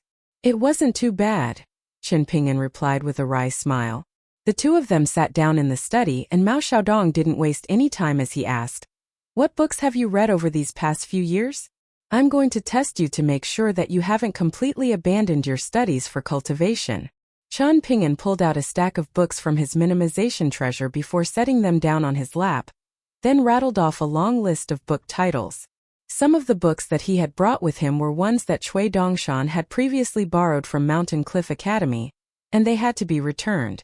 However, Downtrodden Mountain had already purchased 2 sets of the same books, one to be kept as part of a prized collection, while the other set was for Chen Pingan to read through and annotate as he saw fit. "Why are the books so varied and haphazard?" Mao Xiaodong asked with slightly furrowed brows. "At times, I encountered mental hurdles that I was unable to overcome with strategies that had never failed in the past. As a result, I realized that it wasn't because the principles I had learned were bad. Instead, I simply didn't have a sufficient base of knowledge to help me overcome those hurdles," Chen Pingan explained. Mao Xiaodong's brows slowly unfurrowed as he praised, "Very good. In that case, there's no need for me to test you." Chen Pingan asked about how Li Baoping and the others had been doing over the past few years, and Mao Xiaodong provided a concise response that only focused on the important details. Chen Pingan could tell that the deputy mountain master was overall quite pleased with the 5 children. However, he had also issued some minor gripes against them, much like a senior would complain about their juniors. For example, Li Baoping had to change her personality. As she was now, she was far too quiet and withdrawn, and as a result she wasn't as adorable as she once was. Lin Shui's cultivation was going too smoothly, and Mao Xiaodong was worried that he would abandon his studies altogether someday to focus solely on cultivation. Yu Lu had a very good understanding of the sagely Confucian texts, but deep down, he wasn't as fond of legalist teachings as Mao Xiaodong was, but that wasn't necessarily a bad thing.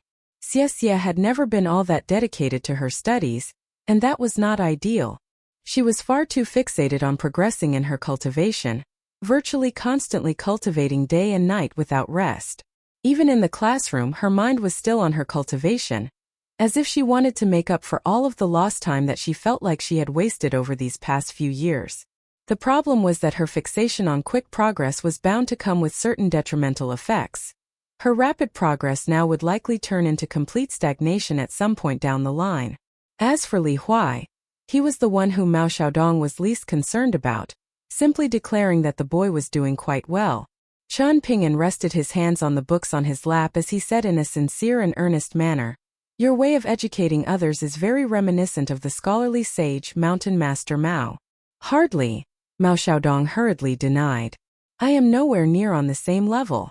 Chen Pingan smiled as he set the books down onto the desk, then stood up and prepared to depart.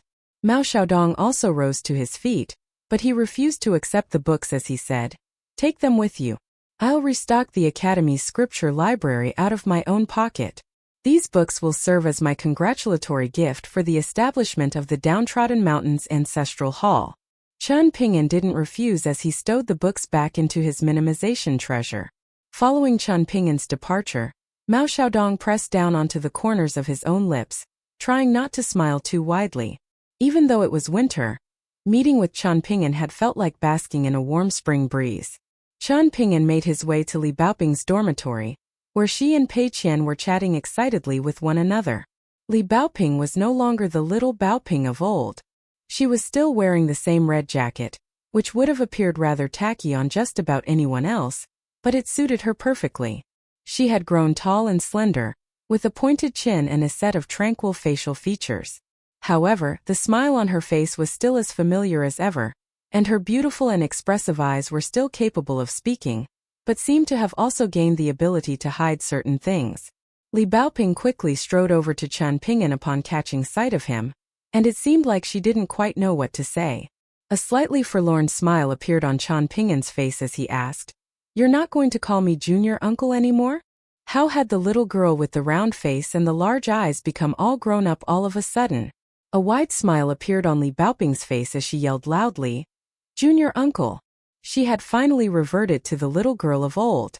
"Don't think too much about certain things, and certainly don't worry about causing trouble for me. Just follow your heart and don't worry about anything else," Chen Pingan reassured. And Li Baoping nodded with a vibrant smile. Chen Pingan then suggested that they go sit down together in the guest room, a proposal that had Pei Qian rather confused.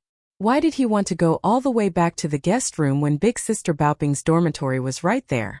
However, Li Baoping didn't raise any objections. She interlaced her fingers behind herself as she walked backward in front of Chen Pingan and asked, "Do you know how many days it's been since we last met, junior uncle?" "It's been quite a few years," Chen Pingan replied with a smile. Pei Qian loudly reported an exact number. This was one of her strong suits, in addition to memorizing book passages and directions. Upon reaching the guest room, Pei Qian volunteered to go and fetch Li Huai. Chen Pingan smiled and gave her the approval to go, but he told her to take Li Huai straight to Xie's residence, which was more spacious. Pei Qian immediately departed like the wind. "Do you have any wine on you, junior uncle?" Li Baoping asked in a quiet voice. "You want to drink wine?" Chen Pingan asked with a surprised expression. "I drink a little in secret here and there," Li Baoping admitted with a nod and a smile. Chen Pingan hesitated momentarily, then pulled out a flagon of rice wine brewed by Dong Shuijing before filling a pair of small bowls as he cautioned, "I'm not saying you can't drink, but make sure you do it in moderation." Li Baoping picked up her bowl before taking a sip, then remarked, "It tastes like home." Chen Pingan also began sipping on his wine as he told Li Baoping about his meeting with Li Shixing in the northern complete reed continent's sweet wormwood nation. After listening to his story, Li Baoping cupped her bowl with both hands as she nodded and said, "It's a real pain exchanging letters with my big brother. If I write a letter to him, I have to send it home from the academy, where my grandfather would send it to an immortal power on the northern complete reed continent, and only then would the letter be sent to Cave Immortal Street. Are you unhappy at the academy? Chen Pingan asked. Li Baoping shook her head with a puzzled expression as she replied. Not at all. Did Mountain Master Mao tell you something, Junior Uncle? Mountain Master Mao feels like you've become really quiet and withdrawn, so he's a little concerned, Chen Pingan explained with a smile. I've always liked to keep to myself, Li Baoping said in a justified manner. It's not like I became like this only after coming to the academy. I just don't say anything when I don't feel like there's anything to be said. Indeed, she had always waded into streams to catch crabs on her own, rushed through the streets and alleys to see door gods on her own, skipped from grid to grid on the bluestone slab road of Fortune Street on her own, waited for the peach blossoms on Peach Leaf Alley to bloom on her own, gone to pick out pieces of porcelain from the old mountain of porcelain on her own. She had always been like this. Chen Pingan was struggling to contain an amused smile at this realization. What are you smiling about, Junior Uncle? Li Baoping asked as a smile spread across her face as well. I was just thinking about the first time I ever saw you, Chen Pingan replied with a smile. You were so little back then, yet you were running around like the wind with a branch from the old locust tree on your shoulder. Even thinking back now, I still think that was a very impressive feat. A rare look of embarrassment appeared on Li Baoping's face, and she raised her bowl to cover her face, but was unable to fully conceal her smile. Let's go to Xiexie's place, Chen Pingan said with a smile, and the two of them set off together, with Li Baoping asking questions the entire way, while Chen Pingan answered them one by one. On the way there, they ran into Pei Qian, who was accompanied by the ecstatic Li Huai, as well as Lin Shuyi and Yu Lu. After hearing the commotion outside, Xiexie opened the door, and a faint smile also appeared on her face at the sight of the large group of visitors outside. She never received any guests at this residence left behind for her by Cui Dongshan with the exception of Lin Shuyi, who occasionally came here to cultivate. Pei Qian and Li Huai both had their little bamboo bookcases on their backs, and they began simulating a battle as soon as they sat down in the courtyard. Chen Pingan was standing and chatting with Lin Shuyi and Yu Lu, while Li Baoping and Xiexie sat down on the steps. Finally, Chen Pingan clapped his hands together to draw everyone's attention, then declared, There's something that I have to tell all of you. An ancestral hall has been established on our downtrodden mountain. I didn't invite you all to the official opening not because I didn't want to, but because the time isn't quite right yet. In the future, all of you can go and visit Downtrodden Mountain at any time. Outside of Downtrodden Mountain, there are many vacant mountains, and if you find one that you like, then I can help you construct a residence there. If you need anything else, feel free to tell Pei Qian.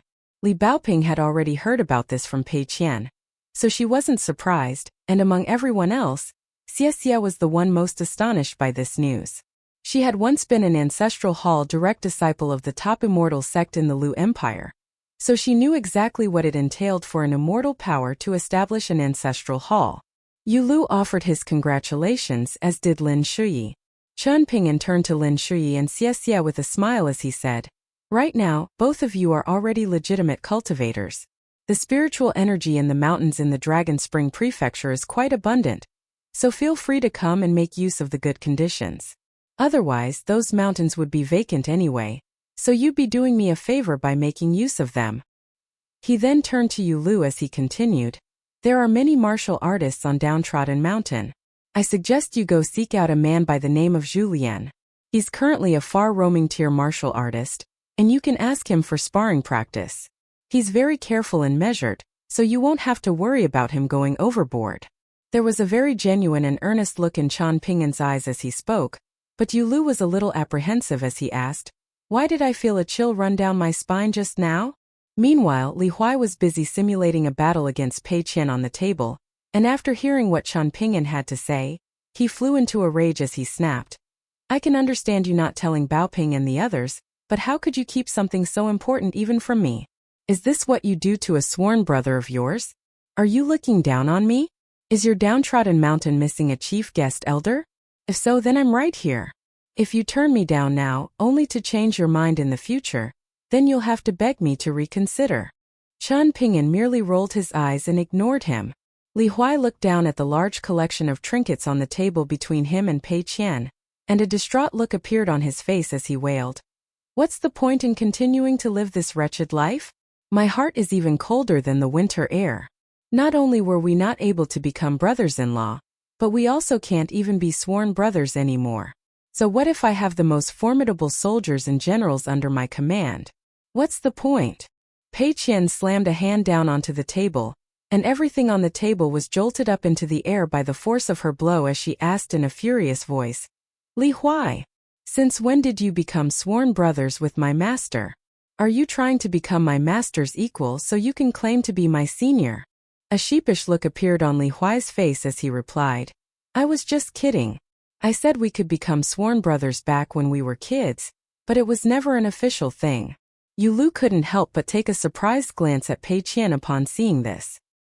He recalled that the first time they met, Pei Qian hadn't even begun pursuing martial arts, so it was extremely remarkable that she had already come this far in such a short time. There was a go board and 2 jars of go stones left behind by Cui Dongshan in the residence, and as the glutton for punishment that he had always been, Chen Pingan challenged Yu Lu to a game. Li Baoping and Pei Qian had sat down on either side of Chen Pingan, so Lin Shuyi and Xie could only sit on Yu Lu's side. Li Huai was furious. Somehow, he had become the odd one out, relegated to sit beside the go board. He was just about to take off his boots, but was discouraged from doing so by a stern glare from Xie. He sheepishly reached down to wipe the green bamboo floor with his hands, telling her that he simply didn't want to dirty the floor with his boots. In the end, it became a contest of Yu Lu, Xie, and Lin Shui working together to combat Li Baoping. The 3 of them were all capable Go players, so they played their moves quite quickly, but in terms of speed, they were no match for Li Baoping, who played every single move almost instantaneously. Pei Qian was confident that victory was theirs. Big Sister Baoping was playing with the flair of an accomplished master of the game, and surely that alone was enough to crush her 3 opponents. However, in the end it was ultimately Yu Lu's trio that came out on top.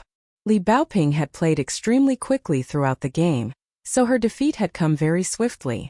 Pei Qian struck the palm of her hand with her fist in frustration, then consoled Li Baoping and told her not to be disheartened. I'm sorry, junior uncle, Li Baoping apologized with a smile. Chen Pingan shook his head as he replied, after a few more years, I doubt you'll ever lose to them again. Li Baoping nodded vigorously in response. Lin Shuyi and Xie exchanged a resigned glance with one another. They couldn't even argue with that because they knew that Chen Pingan was right. However, Yu Lu smiled as he said, You want revenge? You'll only get the chance if the 3 of us are willing to play you again. How about this? From this day forth, the 3 of us will pledge to never play Chen Pingan, Li Baoping and Pei Qian ever again. That way, we'll be able to permanently maintain our 100% win record. I concur, Lin Shuyi replied with a nod. Me too, Xie said with a smile. Pei Qian was furious, but Li Huai jumped before she could even open her mouth, loudly denouncing. How could the 3 of you be so shameless? Who did you learn this from? Aoyang? Did you ask for my approval before you decided to learn from him? Do you not know who I am to Aoyang? Do you not know how much guidance I gave to Aoyang in terms of speaking, writing, eating, and so many other things? The 3 of you need to get a clue. Pei Qian was quite pleased with Li Huai, and she gave him a benevolent look as she said, You've just made up for your earlier transgression. Otherwise, I would have stripped you of that lofty status of yours and made you too ashamed to even face Lu Guan and Ma Lian. What gives you the right to do that? Li Huai asked. Li Baoping is the alliance leader of the martial arts world, and your position isn't much higher than mine. Pei Qian crossed her arms as she sneered. You've always been a fool, haven't you, Li Huai? An idiot like you wants to travel the martial world with me in the future? What a joke. Do you know how close I am with Big Sister Baoping? How can a mere division leader like you possibly compare with me? Li Baoping was packing up the go stones, and even though she had played very quickly, she was much slower and more meticulous in carrying out the cleanup duties. She smiled as she said, Prior to coming here, I've already abdicated my position and made Pei Qian the new alliance leader of the martial arts world. Li Huai was absolutely horrified by this news, and Pei Qian turned to him with a raised eyebrow as she scoffed. What now? What do you have to say for yourself? Li Huai was taking this matter very seriously. Traveling the martial world had always been a very important objective on his agenda, and he was extremely agitated as he yelled, "You can't just do that, Li Baoping. What do you think this is, some kind of game? Even if you're going to abdicate your position, why would you make Pei Qian your successor? How many years have we known each other? I've treated you with nothing but the utmost loyalty and sincerity. We went on such a long and arduous journey together as kids, but I didn't complain once." "Indeed, you certainly didn't complain just once," Li Baoping agreed. "You complained so many times that I often lost count of how many times you complained in just a single day alone."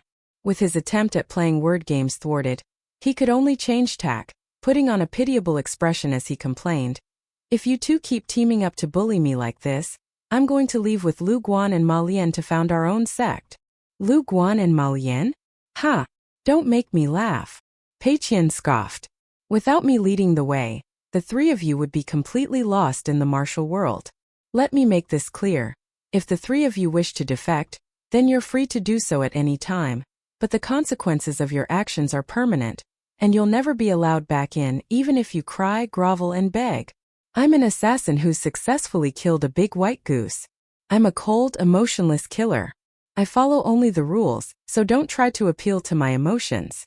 Pei Qian's voice trailed off here as she had a feeling that she was going to receive another knock to the head if she were to continue her rambling. In any case, she could continue to intimidate Li Huai in private. In comparison, Zhou Mili was a much better subordinate as she was always obedient and willing to follow, while Li Huai was much more rebellious and prone to getting funny ideas. Lin Shuyi rose to his feet, then sat down with his legs crossed at the end of the walkway to cultivate. Xie sat down on the other side. This was their usual arrangement, and it had already become a habit. Li Baoping suggested that everyone go to the capital outside the academy for some food, and Li Huai and Yu Lu were eager to follow.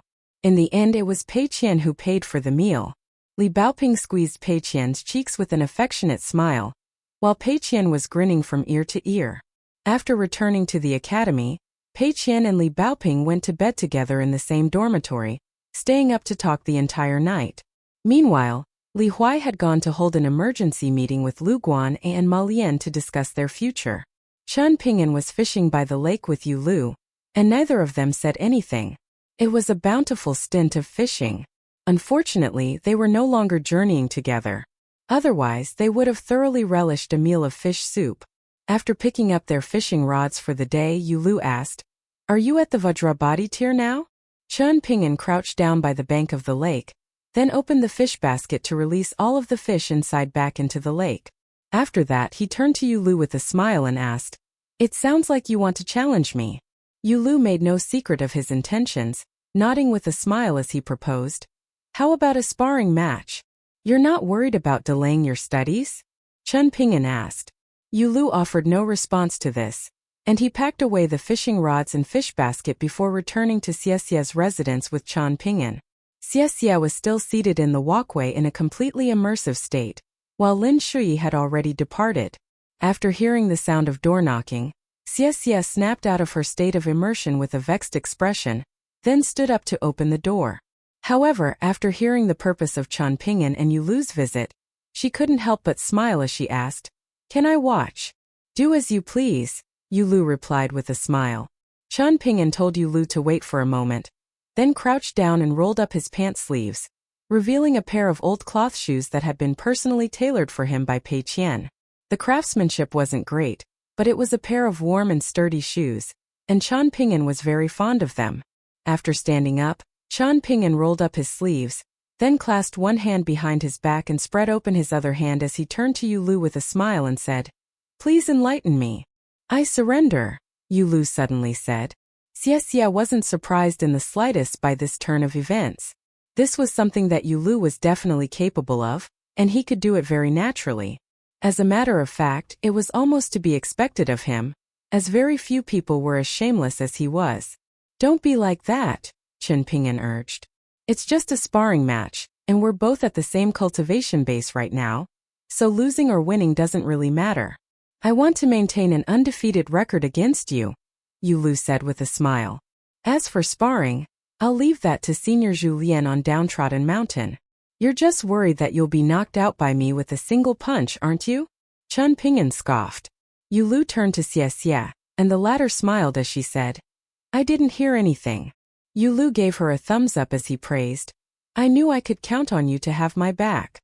After Chen Pingan and Yu Lu departed, Xie again sat down in the walkway and closed her eyes. Having some visitors occasionally was quite enjoyable for her. After leaving Xie's residence, Chen Pingan and Yu Lu made their way toward the latter's dormitory, and Chen Pingan said, It's unacceptable to practice fist techniques without intent, but you can't just rely on intent alone either. I'll find a reason to go and stay on Downtrodden Mountain for a while, Yu Lu said. Chen Pingan spoke no further on the matter. All reunions were bound to end in separation. Chen Pingan and Pei Qian had a snow fight against Li Baoping and Li Huai, following which they worked together to build some snowmen before the two of them left the academy. Li Baoping stood at the entrance of the academy, watching them depart. Chen Pingan walked backward as he waved her farewell, and she gently waved at him as well. Pei Qian was vigorously waving both hands. After the two of them vanished out of sight around the corner, Li Baoping began racing her way up the mountain. A reminiscent look appeared on the old gatekeeper's face. It had already been many years since he last saw Li Baoping running like this, and it certainly brought back some fond memories. Li Baoping rushed her way to the mountain summit of the academy, then climbed up a tree, standing in a dazed silence on the all-too-familiar branch. Chen Pingan visited a jade shop. The shop still had the same shopkeeper as before, and this was the place where Chen Pingan had once bought a parting gift for Li Baoping. At the time, the shopkeeper had gifted him an engraving knife, but this time he didn't recognize Chen Pingan. Chen Pingan picked out a blank jade seal, planning to engrave a seal for himself. Pei Qian wanted to buy one for herself as well, then have her master engrave it for her as a gift. Thus, Chen Pingan bought another blank seal so Pei Qian wouldn't have to pay for one. She only had a tiny money pouch, and Chen Pingan couldn't bear to see her deplete her meager wealth. After leaving the shop, Chen Pingan stood on the street and cast his gaze toward the summit of Eastern Splendor Mountain. He knew that there was most likely someone looking out at him from the tall tree on the mountain summit.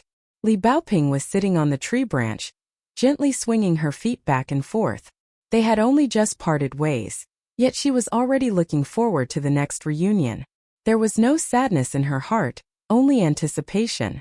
Her junior uncle was the calmest of them all, and she should learn from him and be the second calmest. Chen Pingan turned his gaze back to Pei Qian, and the latter was chirping away, telling him about the interesting stories that she had heard from Li Baoping and Li Huai. Chen Pingan listened with a smile. The two of them returned to the Oxhorn Mountain ferry station on the dragon boat. After making a trip back to Downtrodden Mountain, Chen Pingan packed up his belongings, then returned to Oxhorn Mountain just in time to board the Flax Robe Sect's southbound intercontinental ship. On the ship were the nascent tier cultivator, Wei Yusong, who was in charge of the Flax Robe Sect's finances, as well as Tang Shi of the Nightglow Grass Hall. Wei Bo was also present. Downtrodden Mountain, Clouddrape Mountain, the Flax Robe Sect, the Spring Dew Garden. The four parties had already established a rough framework for their future collaboration, and on this southbound journey, they were going to iron out many of the finer details of their intercontinental collaboration. After all was said and done, Wei Bo was the first to depart. Through his actions, he was implicitly authorizing Chen Pingan to make the decisions for his Clouddrape Mountain. At an immortal ferry station relatively close to Bamboo Scroll Lake, Li Fuziu boarded the intercontinental ship as a representative of the True Realm sect. This was Chen Pingan's second meeting, and they discussed affairs related to the Lotus Root Blessed Land. In addition to Li Fuziu, Sun Jiashu and Fan Air of Old Dragon City would also be involved in the discussion. Both parties had lent Downtrodden Mountain a large sum of grain rain coins, but they hadn't demanded any dividends. In order to ensure secrecy, Sun Jiashu and Fan Air had left Old Dragon City in secret, then boarded the ship at different ferry stations before it had even entered the territory of Old Dragon City. The first thing that Chen Pingan did after meeting Fan Air was to give the latter a piece of chinaware that he had personally fired. For this purpose, Chen Pingan had specially visited the dragon kiln where he had once been an apprentice. That was the first time that he had returned to the dragon kiln. After the intercontinental ship docked at the ferry station outside Old Dragon City, Chen Pingan didn't enter the city. The Fan clan's Osmanthus Island ship was still yet to return from Stalactite Mountain, but the mountain and sea turtle that served as the Sun clan's intercontinental ship just so happened to have been on the verge of departure. Thus, Chen Pingan was able to enjoy another free trip. With each passing day, he got a little closer to the Sword Chi Great Wall. The back of the Sun clan's mountain and sea turtle was as enormous as a mountain, and it was laden with many buildings. Even with so much cargo loaded, it was still able to house over 2,400 people, completely dwarfing Downtrodden Mountain's dragon boat. The mountain and sea turtle and the Fan clan's Osmanthus Island both served a similar purpose. Generally speaking, they were both used as intercontinental vessels. However, the Osmanthus Island was superior in that once the protective formation around the ancestral Osmanthus tree was activated, the Osmanthus Island would be shielded from many of the natural disasters that could arise at sea. Even in the face of enormous waves and turbulence, the Osmanthus Island would remain as steady as ever. The mountain and sea turtle didn't have an exceptional natural asset like the ancestral Osmanthus tree, but its protective formation, while far inferior to the Osmanthus Islands, could allow the ship to sink into the water to avoid the waves on the surface. In addition, the mountain and sea turtle's innate mystical abilities made the small town on its back similar to an underwater city, one in which all of its passengers could reside safely even in the depths of the sea, thereby serving as a great example of how cultivators could overcome nature through the use of immortal abilities. All intercontinental ships were considered to be priceless treasures, but in addition to the ships themselves, the routes mapped out for these intercontinental ships were considered just as invaluable. The routes that could be taken by the Osmanthus Island, such as through the Flood Dragon Trench, were definitely not ones that the mountain and sea turtle would be able to safely traverse, even from afar. If the mountain and sea turtle were to encounter a flood dragon traveling toward the southern world continent, then trouble would be sure to follow. However, similarly, the mountain and sea turtle was able to traverse through many areas inhabited by powerful great demons thanks to goodwill accumulated over the course of centuries, sometimes even millennia, but those routes would be completely barred to the Osmanthus Island. Among the powerful clans of Old Dragon City who own intercontinental ships, countless cultivators had perished throughout history in order to map out new routes or consolidate existing ones. On this day, the sea became extremely turbulent, so the mountain and sea turtle sank into the water to avoid the strong waves. A series of ripples proliferated outward from the formation on the turtle's back, creating a peaceful small world that was completely unaffected by the surrounding raging turbulence. All of the buildings and plants on the turtle's back were completely sheltered and protected as a result. Right now, Chen Pingan was an esteemed guest of the Sun clan, given that their past differences had been settled, and they were also set to become long-term business partners, so Sun Jiashu had naturally arranged for Chen Pingan to stay in a premium immortal residence. The residence wasn't very large, but it was teeming with spiritual energy. Under normal circumstances, the Su clan would rather keep the residence vacant than allow any high-tier cultivator to reside in it, and there was a reason for this.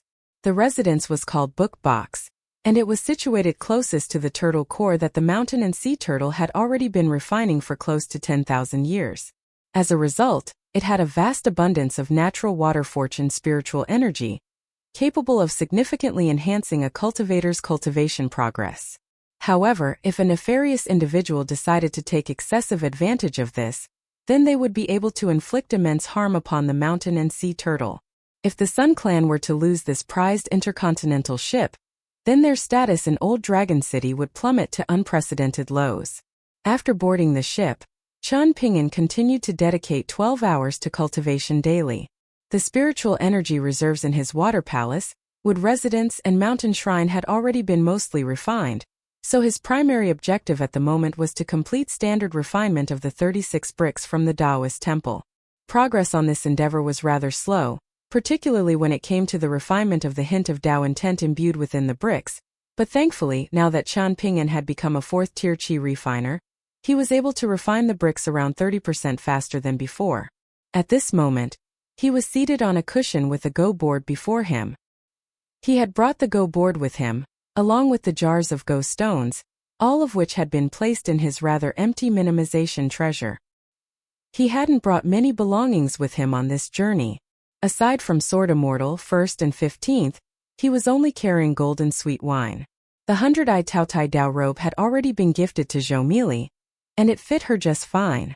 As for the snowflake Dao robe that he had seized from the female ghost of Meticulous Skin City, that had been given to Shiro, Chen Pingan had new plans for what he wanted to do with golden sweet wine, so he could only revoke his earlier promise to Lu Xianying.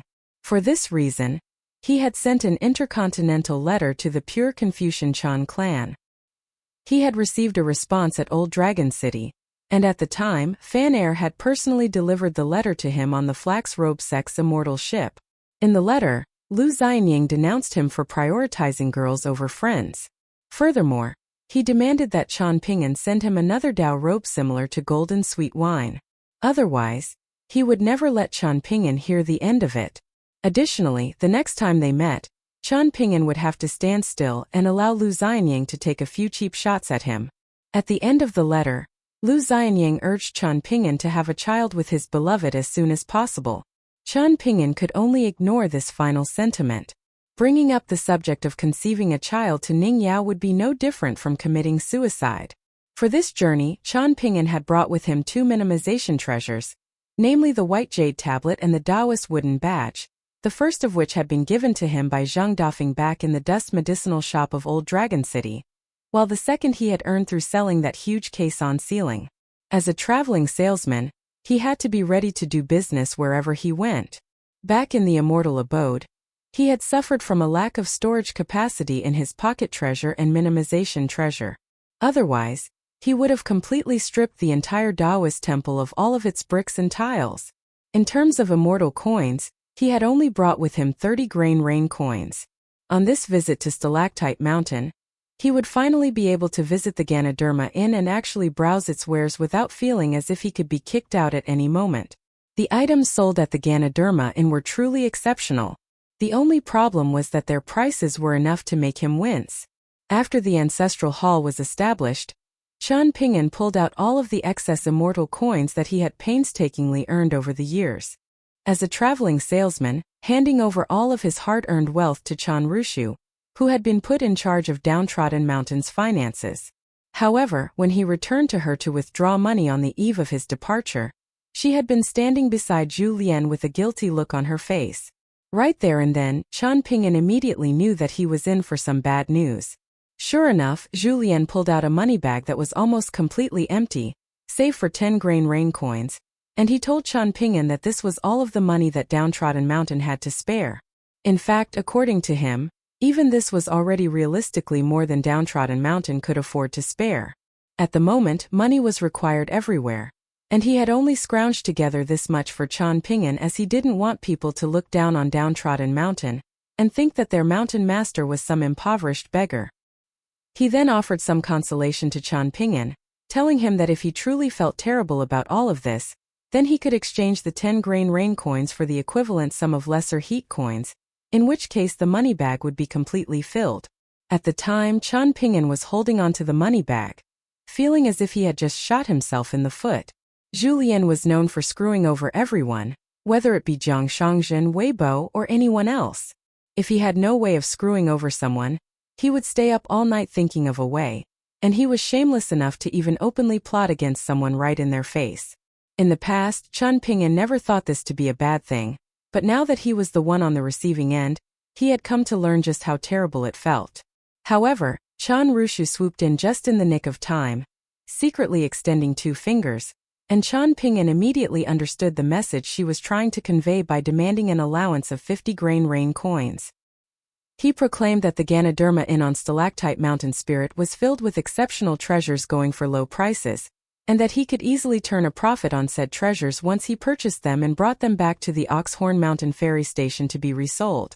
After a fierce bartering war in which Chen Pingan proclaimed that he was trying to earn money for Downtrodden Mountain, while Zhu Lian ranted about the precarious financial circumstances on the mountain, Chen Pingan's allowance was ultimately increased to 30 grain rain coins. At the time, Chen Pingan had just boarded the Flax Robe Sex intercontinental ship at the Oxhorn Mountain Ferry Station, and Zhu Lian patted Chen Rushu on the head as he smiled and praised, "Well done, Nuanshu." Everyone on Downtrodden Mountain still preferred to call her Nuanshu. This had been the case for Cui Chang, and the same applied to Zhu Lian Zhang Dafeng. and Weibo Chanrushu had no idea why she was being praised. Julien smiled as he said, "Our downtrodden mountain actually still has 20 grain rain coins to spare. Even if all of them are taken away, it won't affect our mountain. Now that you're in charge of finances, you can learn a thing or two from our young master. He's an exceptional accountant. Why not give it all to master?" Chen Rushu asked. Young Master Chan won't be spending any money on this trip to Stalactite Mountain, and there's no way he would actually go around selling things once he gets to Stalactite Mountain. He was just saying that to fool us, Julien explained. He's more so thinking about picking out a good gift at a place like the Ganoderma Inn, something expensive and tasteful that he can give to the girl of his heart. Of course, I'm not skimping out on the 20 grain rain coins. It's just that young Master Chan still doesn't have enough experience when it comes to romantic affairs. If a girl truly likes you, particularly a girl that our young master has fallen for, then she'll definitely only look down on him if he tries to bring money into the equation. Even though I haven't met her myself, I can say that for certain. In that case, why did you still give him the extra 20 grain rain coins? Chan Rushu asked, feeling more and more confused. When it comes to romantic affairs, it's not always a good thing to be too experienced, Julien explained with a smile, while Chan Rushu fell into a befuddled silence. Julien was hunched over with his hands clasped behind his back. His sideburns were drifting in the wind, and as he watched the ship ascend and depart, he said, "When a man is young, he's always thinking about giving everything he has to a woman. That's not necessarily a bad thing. People treat love differently at different stages of life, and there's no way to love that's definitively better than all others. Life would be too boring if it were too perfect, and there weren't some regrets here and there. There would be nothing to think back on once you're old and gray." Julien turned to Chan Rushu as he spoke, then extended his pinky finger as he said, "Pinky, promise me not to tell the mountain master what I said. Otherwise, given how petty he is, I'm going to be in for some suffering." Chan Rushu was not very pleased with this remark, and she stuck her hands behind her back as she complained, "My master isn't petty in the slightest. If you keep talking about him like that, then I really will tell him what you've been saying. In this case, I'm not using petty in the conventional sense," Julien explained with a smile. "What I'm saying is that he remembers many things that others brush off as trivial, so it's a compliment." Chan Rushu was very pleased to hear this, and only then did she accept Julien's pinky promise. On the intercontinental ship, Chen Pingan was seated before a Go board, but instead of playing out a game using a Go manual, he was using it as a reflection of his current situation. There was a cluster of Go stones on the board that represented the people in the downtrodden mountain ancestral hall. They formed the true foundation of his wealth. All of his connections littered throughout the eastern treasured Vile continent were represented by other sets of Go stones that were not yet interconnected. But Chen Pingan was in no hurry to connect everything, merely content to go with the flow instead. His connections on the northern complete reed continent formed a third piece of territory, and this one was relatively more clear-cut. Chen Pingan was willing to dedicate thought and effort to nurturing these connections, such as the Flax Robe Sect, the Spring Dew Garden Cloudtop City, the Rainbow Sparrow Residence, and potentially the Water Dragon Sect and the Dragon Palace Small World. These were all parties that he could confidently do business with given the right opportunity. At the very least, Chen Pingan could string everyone together, providing a possibility to all of the aforementioned parties before leaving it to them to weigh up their options. If everyone felt like there were gains to be made, then they could sit down and have a discussion. Those discussions could be strictly surrounding business, so there was no need to worry about harming their private relationships.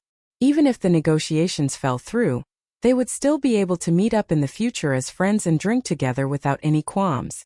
Prior to Cui Dongshan's departure from Downtrodden Mountain, he and Chen Pingan were having a drink together on the cliff when Cui Dongshan suddenly said that they were the same type of people in that they were both weaving nets. In this regard, he was forced to concede that the old scholar truly did have a keener eye than him. Cui Dongshan then began to console himself, saying that the old scholar had an exceptional eye for disciples, but was much inferior to him when it came to finding a good teacher. Chen Pingan was curious and asked him who the scholarly sage's teacher was, in response to which Cui Dongshan burst into laughter and informed him that the old scholar had no proper teachers, only mediocre teachers at school from when he was a child. He had never even legitimately taken on a teacher, so of course, there was no competition between the two. Chen Pingan picked up the stones one by one before returning them all to the jar of white stones. He then pulled out some black stones from the other jar, all of which had names of different people and entities engraved upon them. He picked them up between his fingers one after the other before setting them down all over the Go board without even having to look. Some of the stones on the board had only been included by association, so there were many names that Chen Pingan had only heard of, and it didn't necessarily mean that every name on these black stones was an enemy of his. For example, there were the sword immortal ancestors of Sun-Scorched Mountain who had been single-handedly oppressed by Li Tuanjing of the Wind Lightning Field for centuries, the many guest elders of the Light Breeze City Su clan, as well as Pillar General Yuan clan of the Great Li Empire, which was connected to the Su clan through a marriage alliance. Killing through force, killing through reason, and killing through mental ruination were three completely different approaches, none of which Chen Pingan was unfamiliar with because he had personally experienced and used all three during the various conflicts he had gotten into over the course of his long journeys. He tucked his hands up their opposite sleeves as he leaned forward to stare intently at the board. A slow and steady approach had to be taken when trying to fell a monolith. That was a notion that Chen Pingan had always championed and taken to heart. However, the purpose of a slow and steady setup was to allow for swift and decisive action when it came time to strike, allowing him to attack with his fists or his sword without any qualms or hesitation. During the preparation phase, countless minor individual actions had to be taken in order to build up momentum and have the entire world on one's side. Back in that walkway in Red Candle Town, Aoyang had spared Zhu Lu for this reason, and the same applied to Zui Yu when he unleashed his wrath upon the Parasol Leaf sect. Chen Pingan had learned this lesson during his trip to the Misty Mountain Ancestral Hall for the sake of Mr. Fisherman, Zhao Luan and Zhao Shuxia. Lu Yundai and Lu Tingio had turned on each other at the time, and after the event, when Chen Pingan had already returned to Downtrodden Mountain from the northern Complete Reed continent, he heard that Lu Tingio, who was being detained on Misty Mountain, had secretly colluded with a general of the Great Li Empire to call upon several guest elders in an attempt at staging a coup. Lu Yundai killed him in a fit of rage, and that was a significant setback for Misty Mountain, forcing them to declare a state of lockdown for 100 years, during which they would be completely closed off to the rest of the world. There were many types of strategies in the world, and even when some strategies appeared to have already been shelved, they were often long outlived by the scars that they left behind, scars that would ache at even the slightest indication of a repeat for a long time to come. Chen Pingan packed up all of the black stones on the Go board, then picked up an unengraved white stone before casually setting it down. Even though he was a terrible Go player, he enjoyed hearing the sound of Go stones being placed onto a board.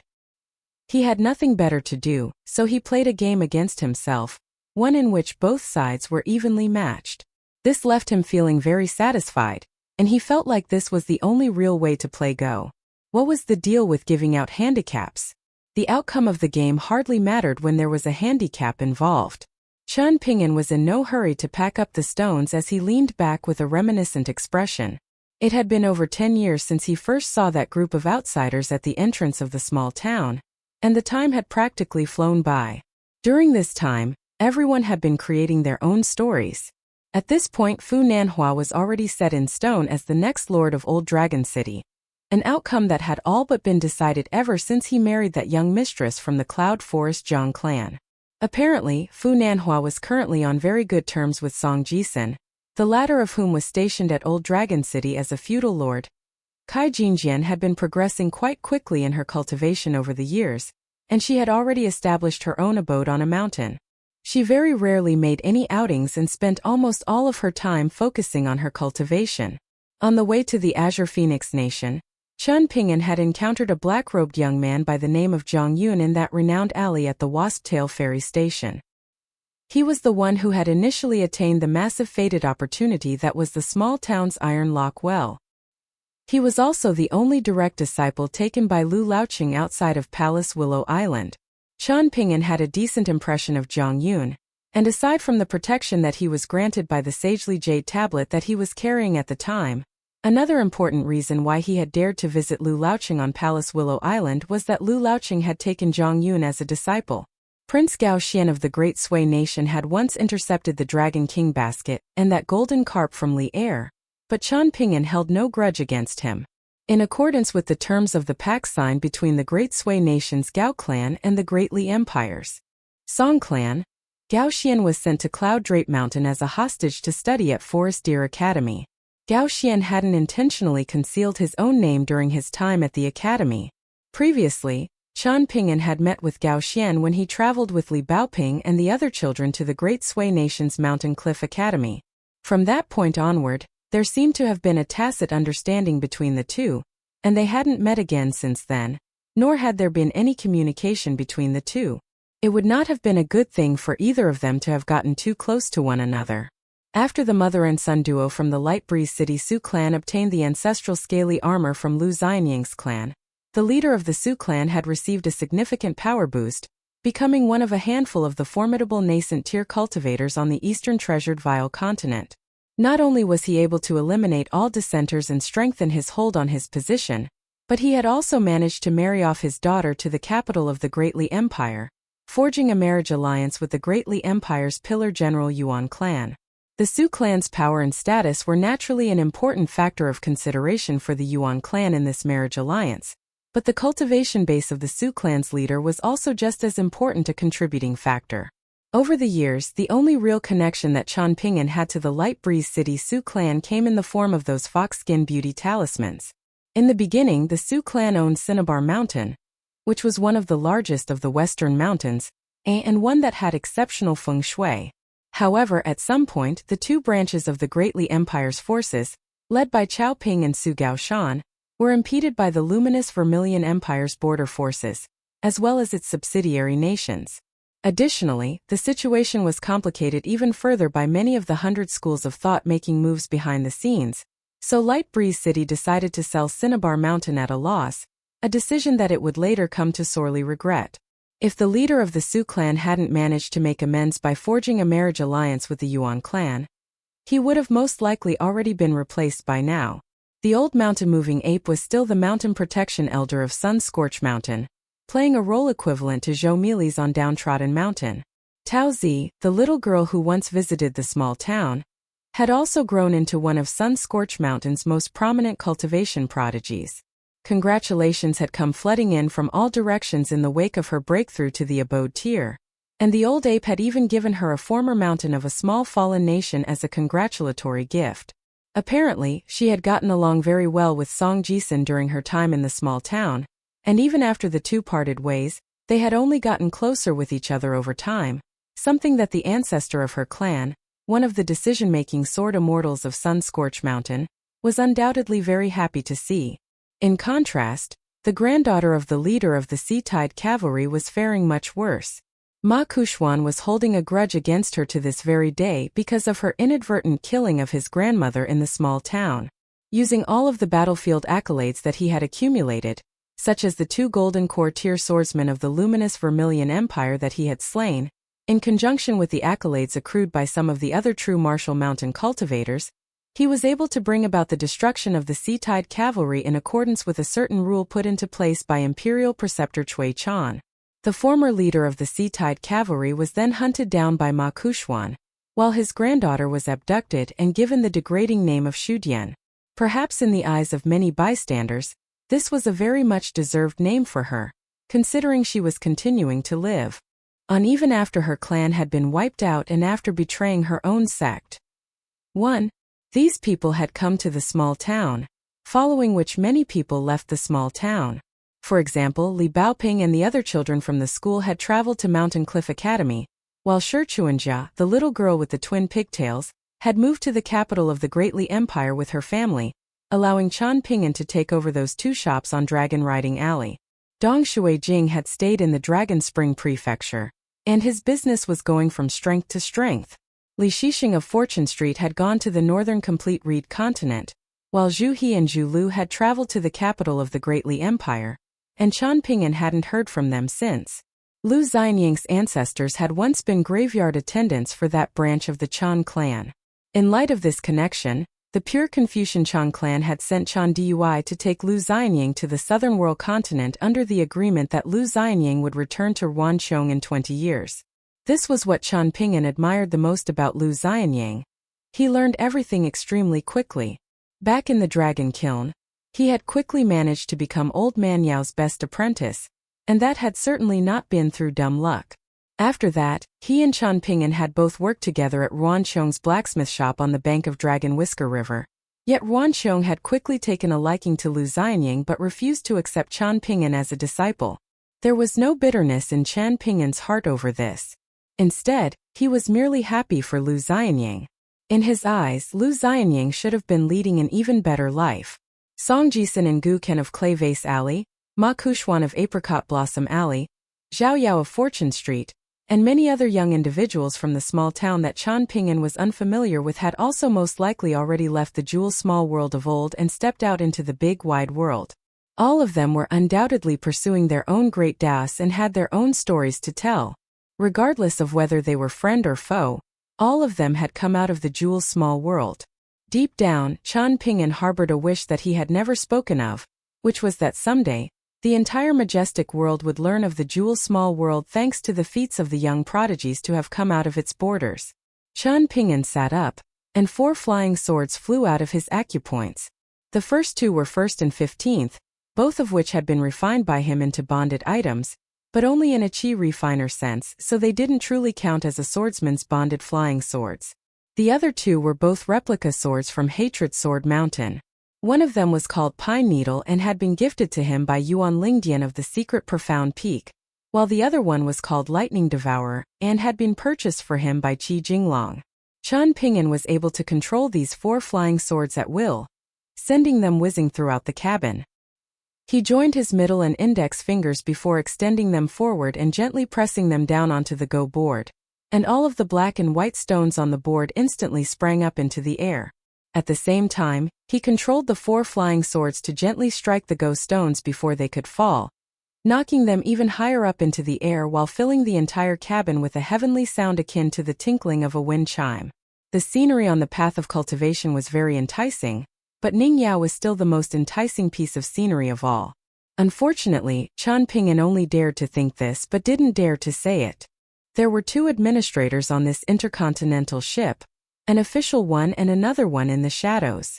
The latter was the guest elder previously residing in the Sun Clan's ancestral residence, and he was not someone unfamiliar with Chen Pingan. However, during his stay on the intercontinental ship, Chen Pingan never left his cabin, and the guest elder didn't want to interrupt his cultivation, so they never met.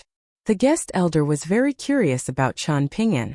Back then he had only been a 3rd-tier martial artist, yet he had since raced up the tiers, making incredible progress in his martial arts cultivation. How had he accomplished this?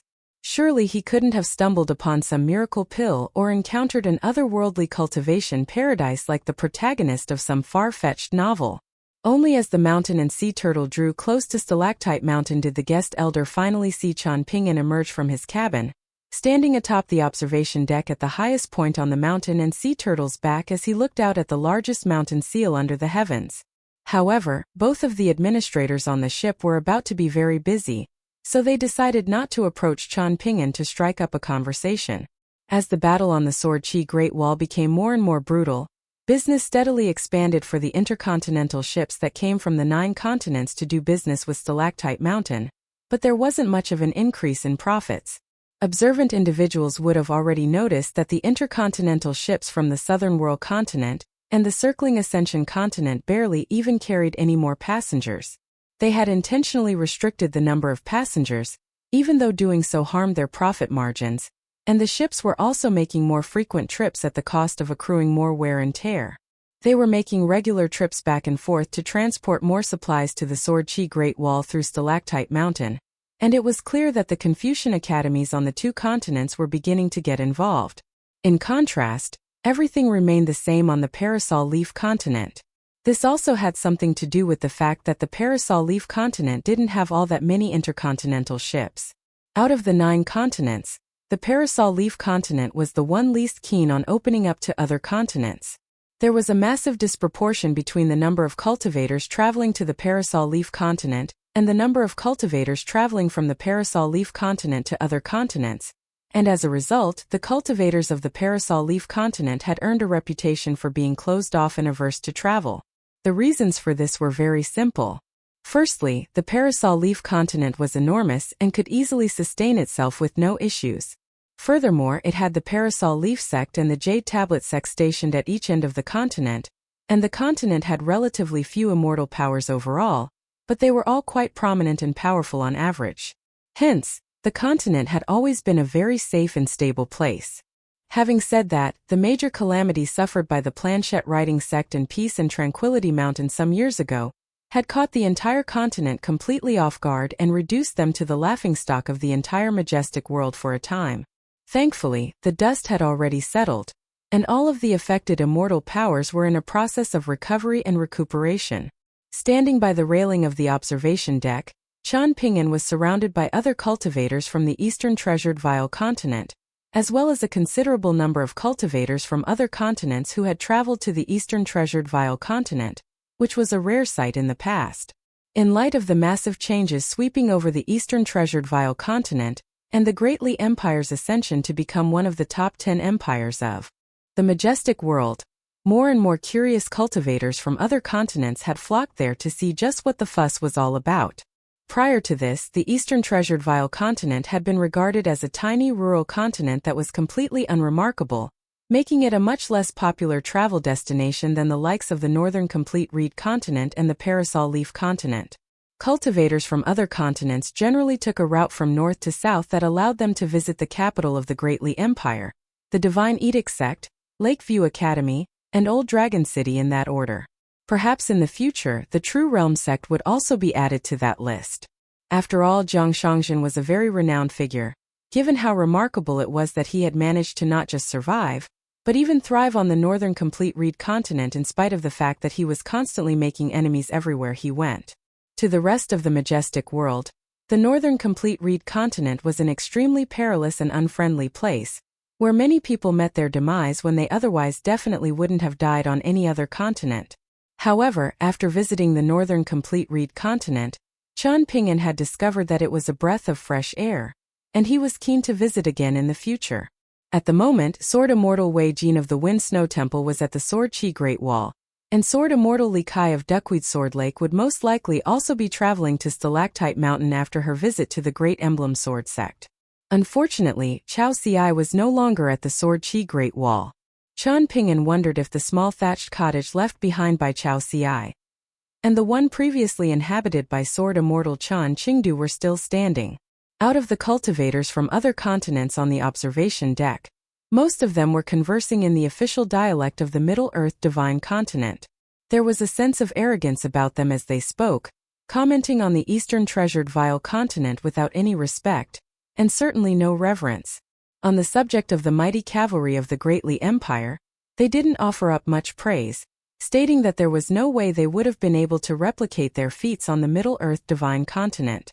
These outsiders weren't entirely unjustified in their disdain for the Eastern Treasured Vial continent because even by Cui Dongshan's own admission, the continent was lacking in Ascension-tier cultivators, and that was a huge problem.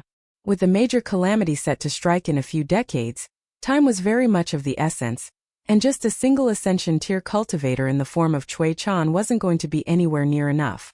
Hence, they would have no choice but to borrow Ascension-tier cultivators from other continents.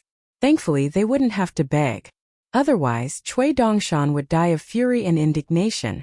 Chen Pingan pretended not to have heard the massive secret that Cui Dongshan had revealed at the time. First, Imperial Preceptor Cui Chan had replicated the White Jade capital, and after that, he had deployed the Great Li Empire's forces to conquer the entire continent. Clearly, he had done all of this with a plan in mind and wasn't just going to watch the continent fall to its demise. Chen Pingan cast away his train of thought as he looked around at the stunning sight of the mighty mountain suspended upside down between heaven and earth. Outside of Stalactite Mountain were a series of river channels that resembled both cloud and water, suspended in all directions between the mountain and the sea. Aside from the main peak that was presided over by a great heavenly lord, there were 8 other significant landmarks on Stalactite Mountain, all of which Chen Pingan had previously visited. The catch and release pavilion that one first passed through upon setting foot on Stalactite Mountain had a plaque personally inscribed by the true invincible Taoist second disciple of the heavenly world. This was where Chen Pingan had parted ways with Lu Yuzhou of the Pure White Continent during his visit to Stalactite Mountain. From there, Lu Yuzhou had gone to the vastly renowned Ape Rub residence. Then there was the Sword Reverence Pagoda, which held portraits of all of the past generations of revered sword immortals. There was also the Incense Offering Tower, which Lu Tai had wished to enter in order to offer up some incense to his ancestors, only to be kicked out by the young Taoist priest gatekeeper. There was the Lightning Lake platform, where martial goddess Pei Bei had refined her sword, and the Ganoderma Inn, where Chen Pingan had inadvertently purchased a suit of ancestral dew armor. In addition, there was also the Taoist Seal Hall by the name of the Missing One Hall, as well as the stunning Milu Cliff. The Taoist nun, Lu Boqi, who had married Lu Qingshan of the Azure Phoenix Nation, had come from the Taoist Saber Room on Stalactite Mountain, where wanted posters of Song Chongjing and Su Rua had once hung. As the ship approached Stalactite Mountain along a river channel, Chen Pingan expressed his gratitude to the administrator of the ship, then set foot onto Stalactite Mountain on his own. As opposed to the Ganoderma Inn, Chen Pingan once again chose to stay at the Stork Inn situated at the end of the small alley. The innkeeper was stunned into silence for a long while at the sight of him before finally exclaiming in disbelief, "Chen Pingan." Chen Pingan smiled and nodded. "Jean Su from the Osmanthus Island isn't with you this time?" the innkeeper jibed. "Nowadays, the people from your eastern treasured vile continent have become a lot more self-important. So how about it, young Master Chen? Would you like to choose one of the premium rooms to look after my business?" "I'll just take the same room as last time," Chen Pingan said with a shake of his head. The innkeeper shook his head in disappointment, then fished a key out of the drawer as he tossed it at Chen Pingan and advised, "You really have to change your ways and become less of a stingy miser, Chen Pingan. Otherwise, you won't amount to anything." Chen Pingan was in no hurry to go to his room. Instead, he leaned against the counter and looked out at the familiar alley as he scoffed. "I'm just a lower 5 tiers chi refiner. How much money could I possibly have?" The innkeeper counted the years off on his fingers, then jibed. "It's been almost 10 years since we last met, yet you haven't earned any money, nor have you made any progress in your cultivation. Can I ask what you've been doing all this time since leaving Stalactite Mountain, young Master Chen?" "Just wandering around mostly," Chen Pingan replied with a smile. "No wonder you're still staying in my shoddy little inn," the innkeeper sighed with a shake of his head. "You got me all excited for nothing." Chen Pingan pulled out 2 flagons of wine, then offered one of them to the innkeeper as he said, "This is wine from my hometown." The innkeeper opened the flagon before taking a whiff, then exclaimed, "This is just ordinary rice wine. I can't believe you're not ashamed to be offering this to others. What's the point in drinking the immortal wine on Stalactite Mountain? This is the stuff that has true character," Chen Pingan said with a smile. The innkeeper didn't disagree with this sentiment, and the two of them began drinking together. Chen Pingan asked about the current situation on Stalactite Mountain, in response to which the innkeeper told him that not much had changed aside from the fact that the great heavenly lord of Lone Peak had joined forces with 2 sword immortals to establish a gate to the Sword Chi Great Wall, serving as another pathway for those doing business. In the wake of the 2 horrific battles that had taken place over the span of no more than 10 years, the original Mirror Gate alone was no longer sufficient for transporting resources. Furthermore, there were now stricter regulations, and tourism had already become completely prohibited. Hence, it had become very difficult for sightseers to visit the Sword Chi Great Wall, unless they had some special privileges or connections. It was no longer just a matter of money. A major mishap had previously occurred due to the lack of regulation on who was permitted to access the Sword Chi Great Wall. Stalactite Mountain had kept the exact details strictly confidential, so no one knew exactly what had transpired, but it had definitely been a significant incident. Otherwise, there wouldn't have been such a swift and forceful reaction. Even an unprecedented nightly curfew had been enforced, and within the span of a single day, the waste badges of all cultivators on Stalactite Mountain had been examined, including even the 4 major private residences. As a result of this, another conflict had arisen, and overall it had been quite a tumultuous time. Chen Pingan asked the innkeeper roughly when the 3rd battle was going to begin, to which the innkeeper jokingly replied that this was a question even the heavens couldn't answer. Finally, the innkeeper took a sip of wine then sighed. "Stalactite Mountain is really not a peaceful place right now. The circumstances surrounding the previous 2 battles had been very strange. They had been just as brutal as past battles, but they had taken place in a very short time frame, and as a result, both sides had suffered mass casualties at a far faster rate than normal. In particular, the demon tribe had paid a much greater price than in past battles. In the past, battles often raged on and off for 2 to 3 decades, yet the past 2 battles had both wrapped up in just 10 years.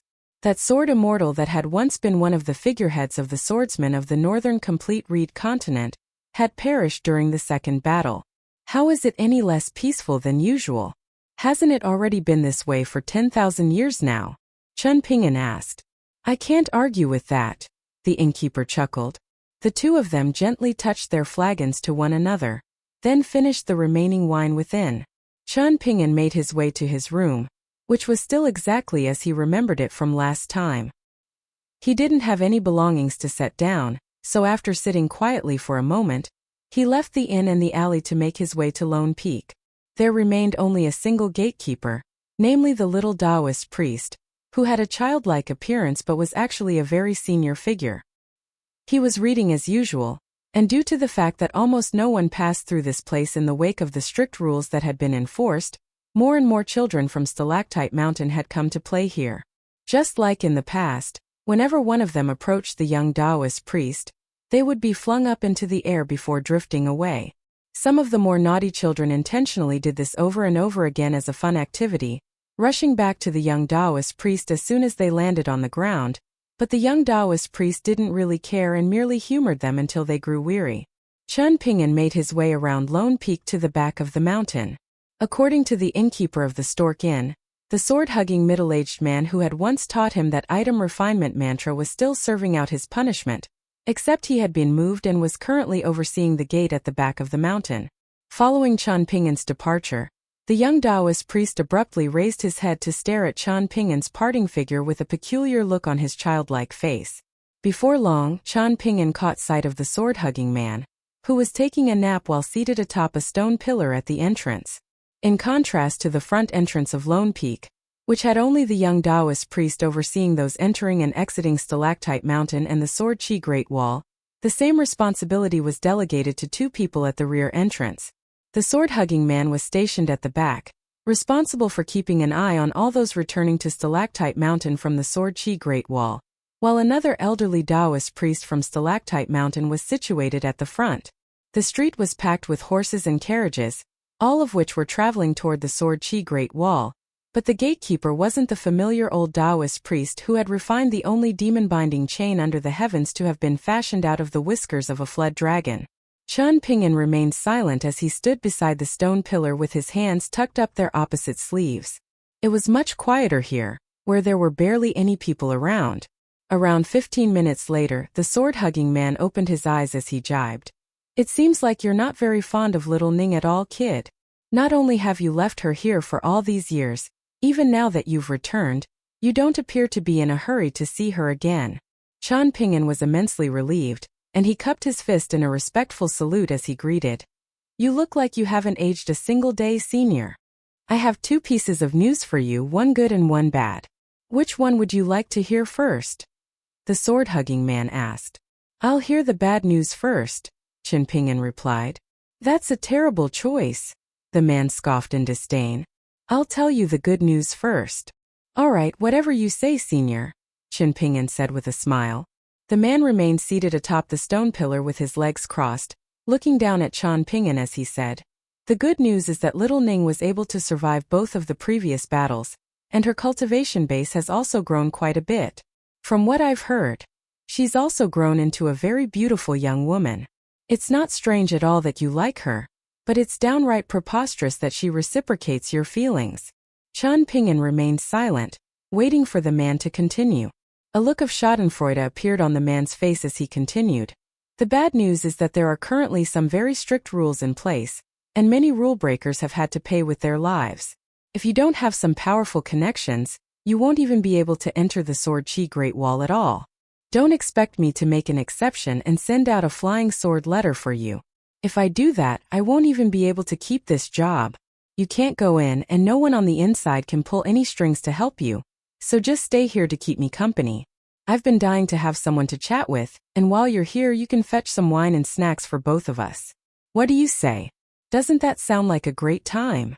Right now, who on Stalactite Mountain can grant me permission to enter the Sword Chi Great Wall? Chen Pingan asked. The man pointed a finger behind himself as he replied.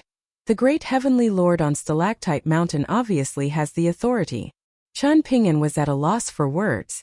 The great heavenly lord in question had once waged a fierce battle against Suiyu on the sea, so there was no way he would be willing to help.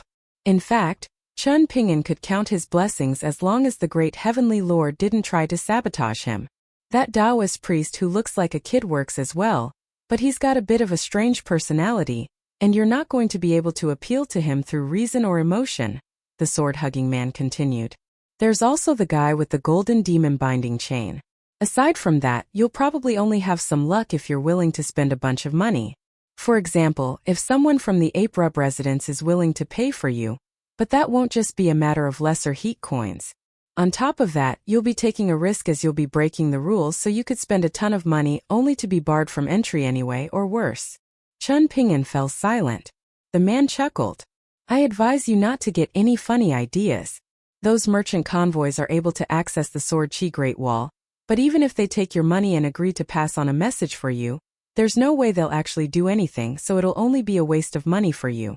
As for the Osmanthus Island of the Fan clan, they don't have anyone who can even set foot on the Sword Chi Great Wall, and if they try something sneaky, the consequences of being caught will be far too much for them to bear. Not only will a lot of people die, but the entire Osmanthus Island will also most likely be struck down. I've already arrived on Stalactite Mountain, so there's no way I can turn back without going to the Sword Chi Great Wall, Chen Pingan said with a smile. Oh? You sure talk big for a mere 4th-tier chi refiner, the man said with a chuckle. I'm also a 7th-tier martial artist, aren't I? Chen Pingan grinned. Why don't you just add my tiers together and count me as an 11th-tier cultivator?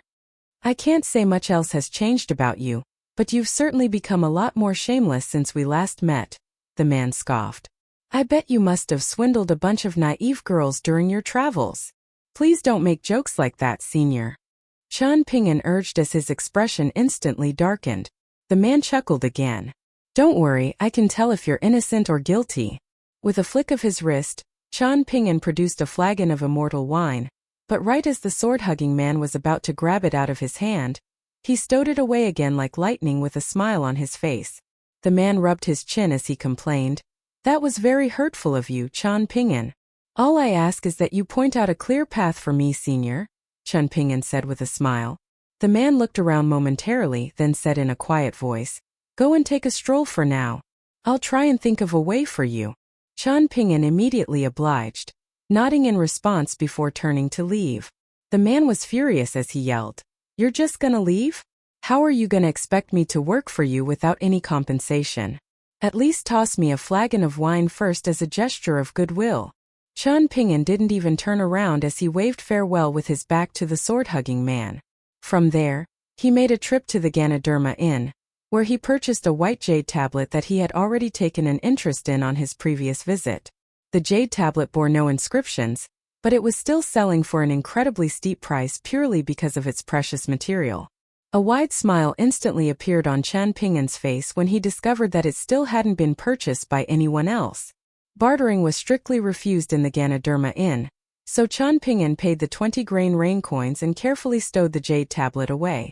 After leaving the Ganoderma Inn, he looked up at the bright sun in the sky, and his mood was lifted a little, even though he was still unable to get to the Sword Chi Great Wall for now.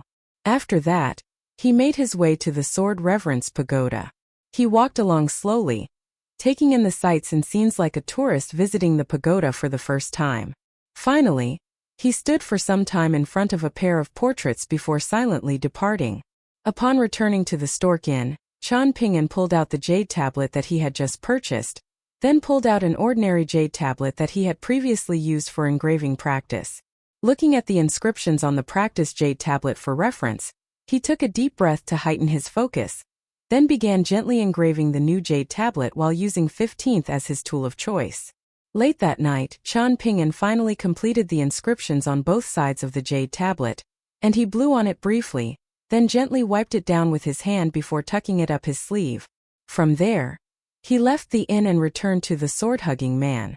The sword immortal was standing beside the stone pillar with his sword in his arms, and he smiled as he said, "Once again I have good news and bad news. Which one would you like to hear?" Chen Pingan didn't bother to say anything as he tossed out 8 flagons of osmanthus wine that he had already prepared in advance in his minimization treasure.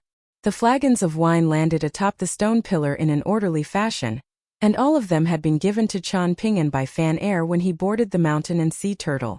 A slightly awkward look appeared on the man's face as he said, "The good news is that I've decided to take you to the Sword Chi Great Wall. As for the bad news, I don't quite know how to put it. You know me, I'm a sensitive guy, and I get easily embarrassed. As long as it doesn't delay me from going to the Sword Chi Great Wall, I'm ready to hear whatever bad news you have for me, senior," Chen Pingan said with a smile. The man nodded in response, then instantly arrived by Chen Pingan's side and grabbed him by the shoulder before hurling him toward the entrance. "The bad news is that you gave me all this fine wine for nothing," he chortled. "You must be a fool. Did you really think you'd be barred from entry by all those rules when you've already arrived on Stalactite Mountain? I was just messing with you." Chen Pingan heaved a resigned sigh but offered no response as he stepped through the mirror entrance, vanishing from the spot in a flash. The man drew a flagon of wine into his grasp from afar, then took a large swig as he chuckled. "You've grown a little, but you're still a naive and tender child next to me." Beside one of the gates of the Sword Chi Great Wall, an elderly Taoist nun of the Taoist saber room opened her eyes as she smiled and remarked, "You're not a swordsman, yet you carry such a fine sword on your back. Could it be that you come from one of the prominent clans on the Middle-earth Divine Continent? Your cultivation base is nothing special, but you possess an exceptional foundation. Looks like my assumption may be correct. Now that I think about it, even the average Earth immortal wouldn't have made as steady a landing as you just did. Have you been here before?" As opposed to answering any of those questions, Chen Pingan raised one of his own. "Are you Lu Boqi's mistress, senior?" The Taoist nun nodded in confirmation. "You know that deranged disciple of mine?" the Taoist nun asked, following which a look of realization instantly appeared on her face. "Ah, you're the guy called Chen Pingan from the Eastern Treasured Vile Continent, right? How do you know my name, senior?" Chen Pingan asked in a puzzled manner.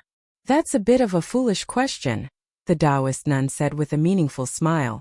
The gatekeeper sword immortal standing at the other side of the gate gave a cold harumph as he scoffed. "To think that you're still a lower 5 tiers cultivator at your age. If you ask me, Little Ning's derangement goes far beyond Lu Boqi's." Chen Pingan's smile remained unchanged, brushing off the scathing remarks without any reaction. In other matters, Chen Pingan naturally harbored a great deal of respect for these seniors, but when it came to his relationship with Ning Yao, they could all go and kick rocks as far as he was concerned. Inside the city, Chen Pingan arrived at the entrance of an auspicious manor residence before gently knocking on the door, intentionally ignoring the row of heads peeking out from above the wall. He was familiar with all of them, but he hadn't spoken to them much during his previous visit. The door slowly swung open. "Who are you?" she asked. Chen Pingan wound his arms around her and replied, "Chen Pingan of the Majestic World has come to see Ning Yao." Chen Pingan released Ning Yao, then took a step back to take a good look at her. She was still wearing her usual dark green robe and had grown taller, though not by much. He had outgrown her since their last meeting. Her cheeks were slightly flushed, and in her eyes, which were more gorgeous than all of the finest scenery in the entire Majestic World combined, Chen Pingan could see his own reflection. "Seems like you've been busy," she remarked. "I haven't even dared to think about you too much these past few years," Chen Pingan said in a gentle voice. Ning Yao was just about to say something when a sharp wolf whistle rang out from nearby. It was a fatso squatting on the ground, and sticking out from behind him were several other heads like the spread canopy of a peacock, all of whom were gawking at Chen Pingan and Ning Yao. Ning Yao was just about to push Chen Pingan away when he grabbed her hand firmly and said, "I'm going to stay for a long time this time. I'm not leaving even if you try to kick me out. Look at big sister Ning. Even her ears have turned red," a girl whispered. Ning Yao abruptly dragged Chen Pingan toward herself, then struck him with an elbow to the chest to free herself from his grasp, following which she turned and walked away as she scoffed, "I never agreed to let you stay." Chen Pingan was left wincing at the blow, and he massaged his own chest as he hurriedly set off after Ningyao.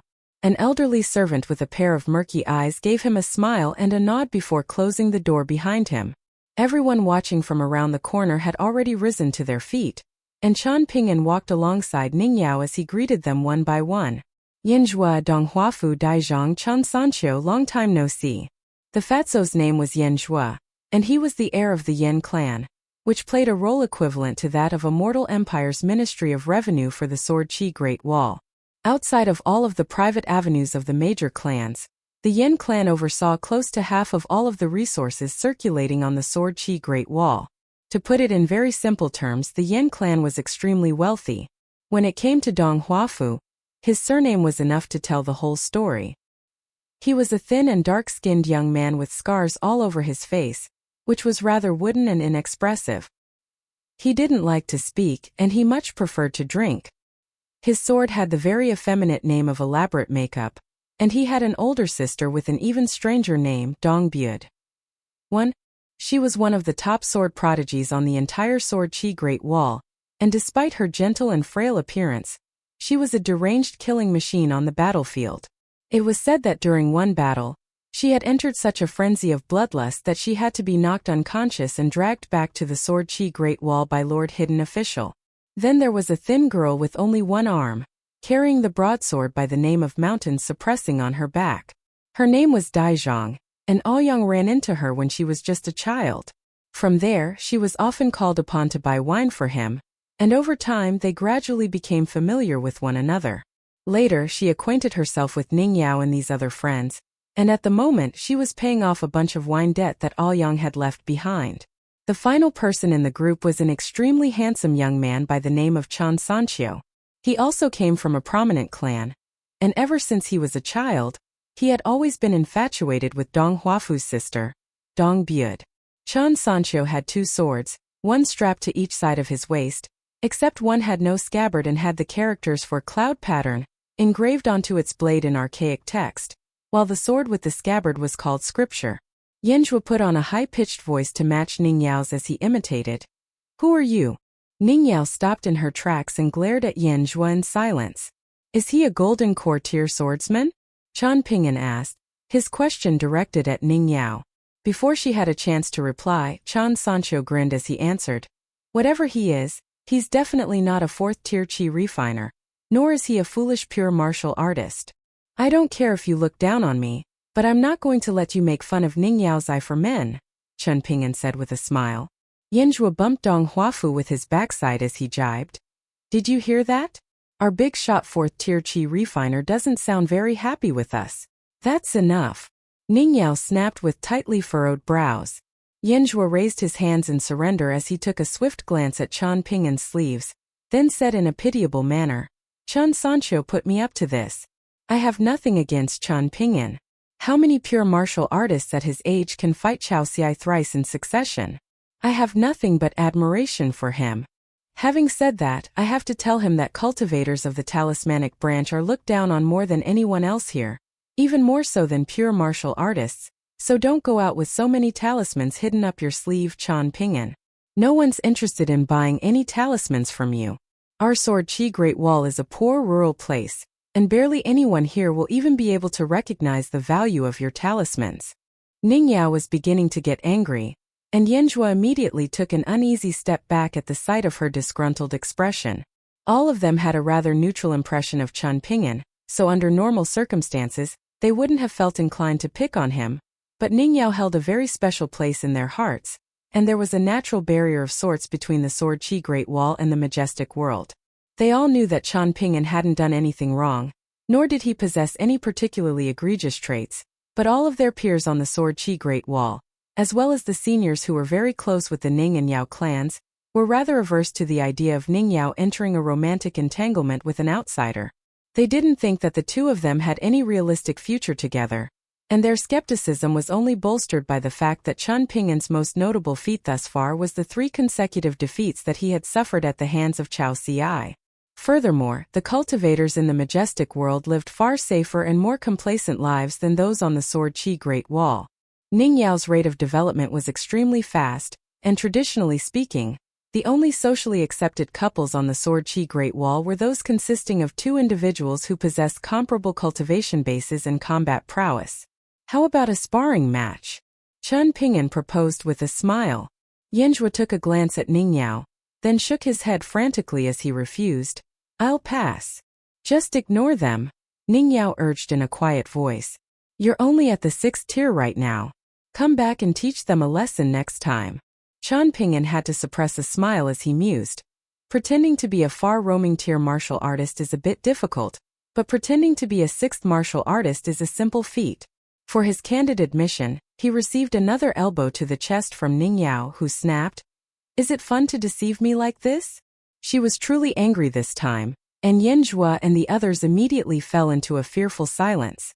Chen Pingan latched onto her hand as he explained in a gentle voice, I've grown accustomed to concealing my true cultivation base during my travels. If I were in the majestic world right now, I would be posing as a 5th-tier martial artist, and even the average far-roaming tier martial artist wouldn't be able to see through my ruse.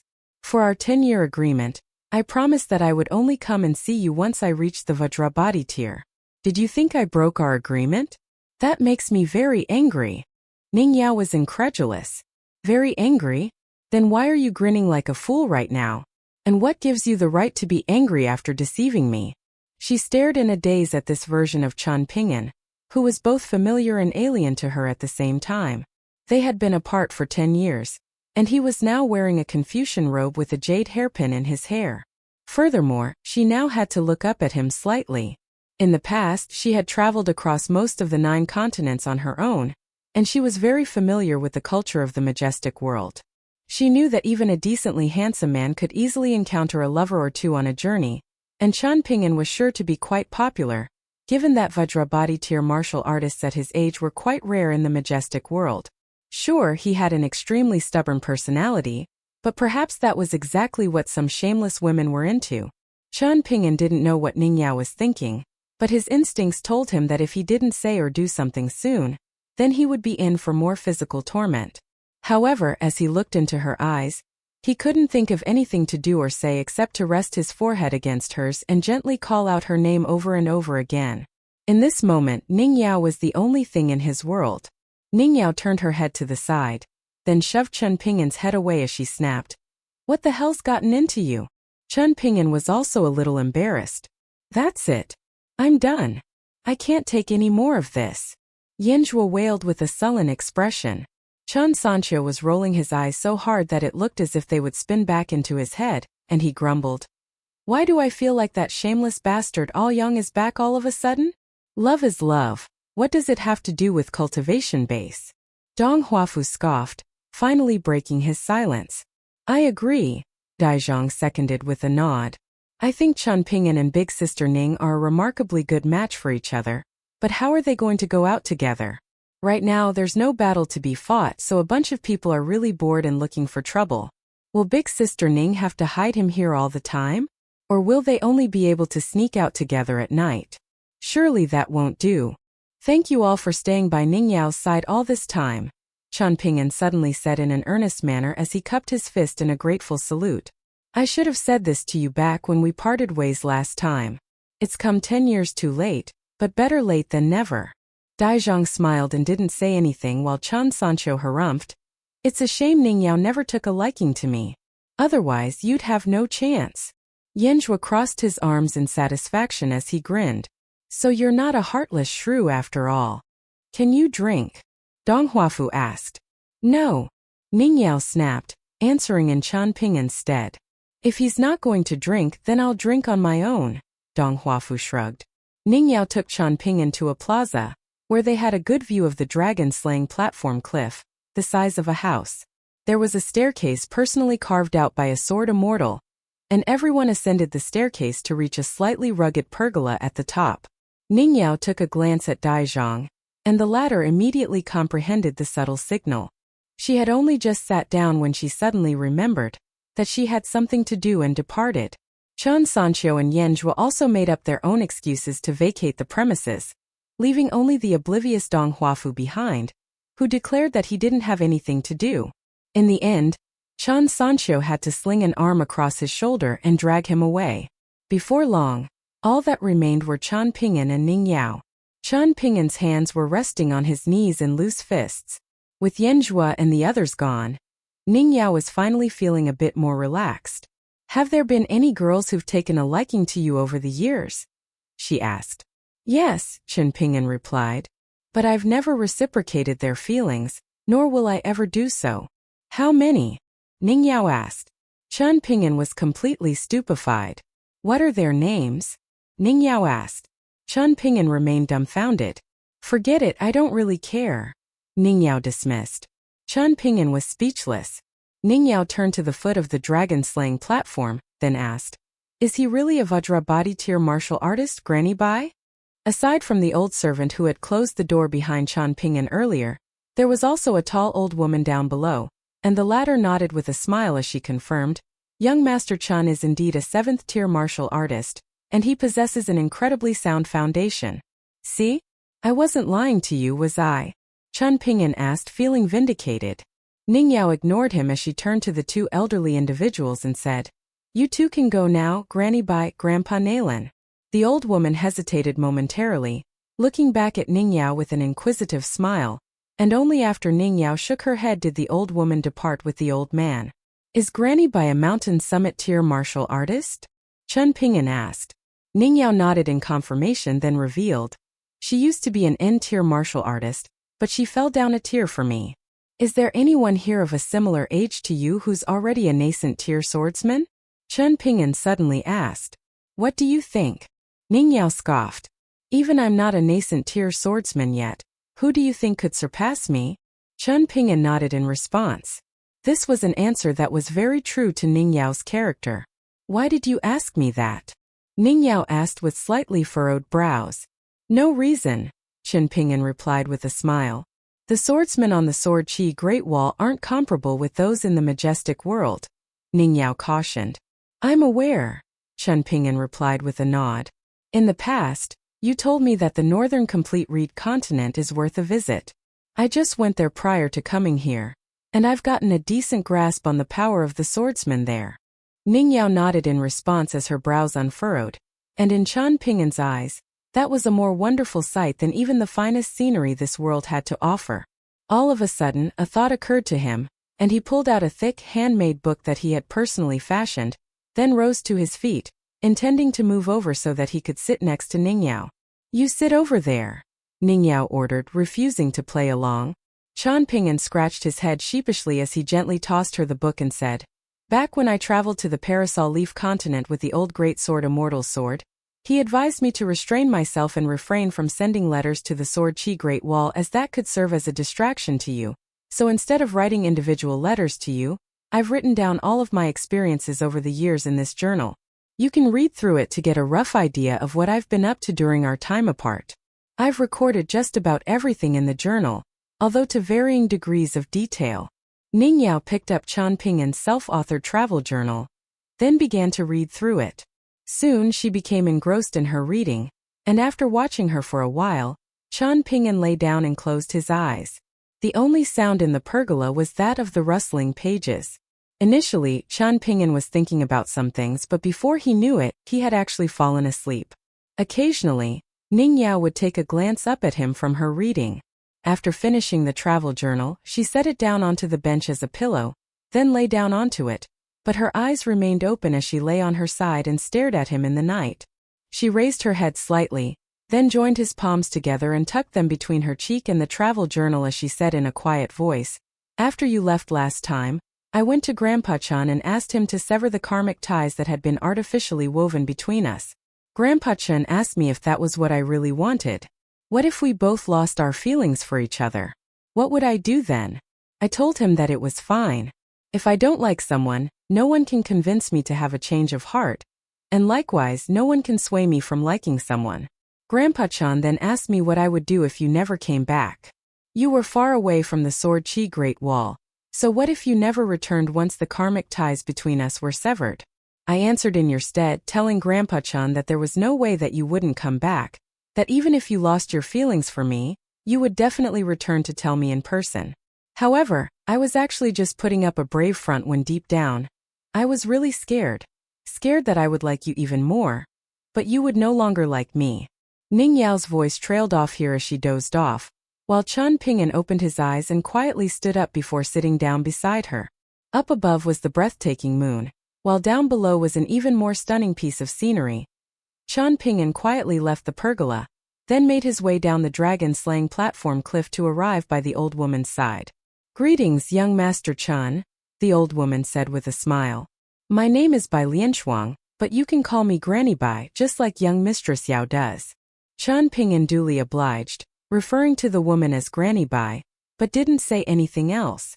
The old woman silently departed, her aura as restrained as a stagnant pond, and Chen Pingan followed along. After walking for a short while, the old woman smiled and broke her silence as she remarked, "It appears you haven't had the easiest of times traveling the majestic world, young Master Chen." Even though she was currently only a mountain summit tier martial artist, she possessed the keen eye of an N-tier martial artist, so under normal circumstances, it would have been completely futile for a Vajrabody tier martial artist to try and conceal their true cultivation base to her. They would have simply appeared like a clumsy and foolish child, completely oblivious to the fact that others had already seen through their facade. However, Chen Pingan's facade was much more convincing. Granted, she could still see through it, but it was a much more flawless facade, clearly indicating that he had made a habit out of doing this for a very long time, rather than only choosing to conceal his true cultivation base on a whim upon arriving at the Sword Chi Great Wall. "There were some hiccups, but I managed to survive," Chen Pingan replied with a nod. The old woman stopped in her tracks, then asked, "May I ask the cultivation bases of the most formidable Chi refiners and pure martial artists that you had to face in battle?" "For Chi refiners that would be the Ascension tier, and for martial artists that would be the N tier," Chen Pingan replied candidly. "The former fully intended to take my life. Of course I didn't survive that ordeal through my own power, and I was only just barely able to scrape by the skin of my teeth. As for the latter, that was a senior who only intended to provide guidance in my fist techniques. He restricted his cultivation base to the mountain summit tier, and dealt 3 punches upon me." The old woman had stayed on the Sword Chi Great Wall her entire life, yet even she couldn't help but be surprised to hear this, and she exclaimed, "Even that wasn't enough to kill you?" A slightly embarrassed smile then appeared on her face as she apologized. "Please pardon me, young Master Chen. That was a bit rude. I was very lucky," Chen Pingan explained with a smile. "That's not something to be said lightly," the old woman said with a shake of her head. "On our Sword Chi Great Wall, it's considered a curse to proclaim that someone has good luck because the luckiest ones are often the ones who die the earliest. Your luck can't be too good at any one time. Instead, you have to accumulate a bit of luck every time, and only then will you be able to live a long life." "I see," Chen Pingan said with a nod. "I'll be sure to keep that in mind and not make such careless remarks in the future." "There's no need to be so formal and restrained, young Master Chen," the old woman advised with a wave of her hand. "Around these parts, it's not a good thing to be too easygoing and eager to please. Rest assured, this is the only place where I'll be mild and easygoing. I know better than to be like this elsewhere on the Sword Chi Great Wall," Chen Pingan reassured her with a smile. "Sounds like you have a good head on your shoulders," the old woman remarked with a pleased smile. "Having said that, there's a slight problem that we have to deal with right now.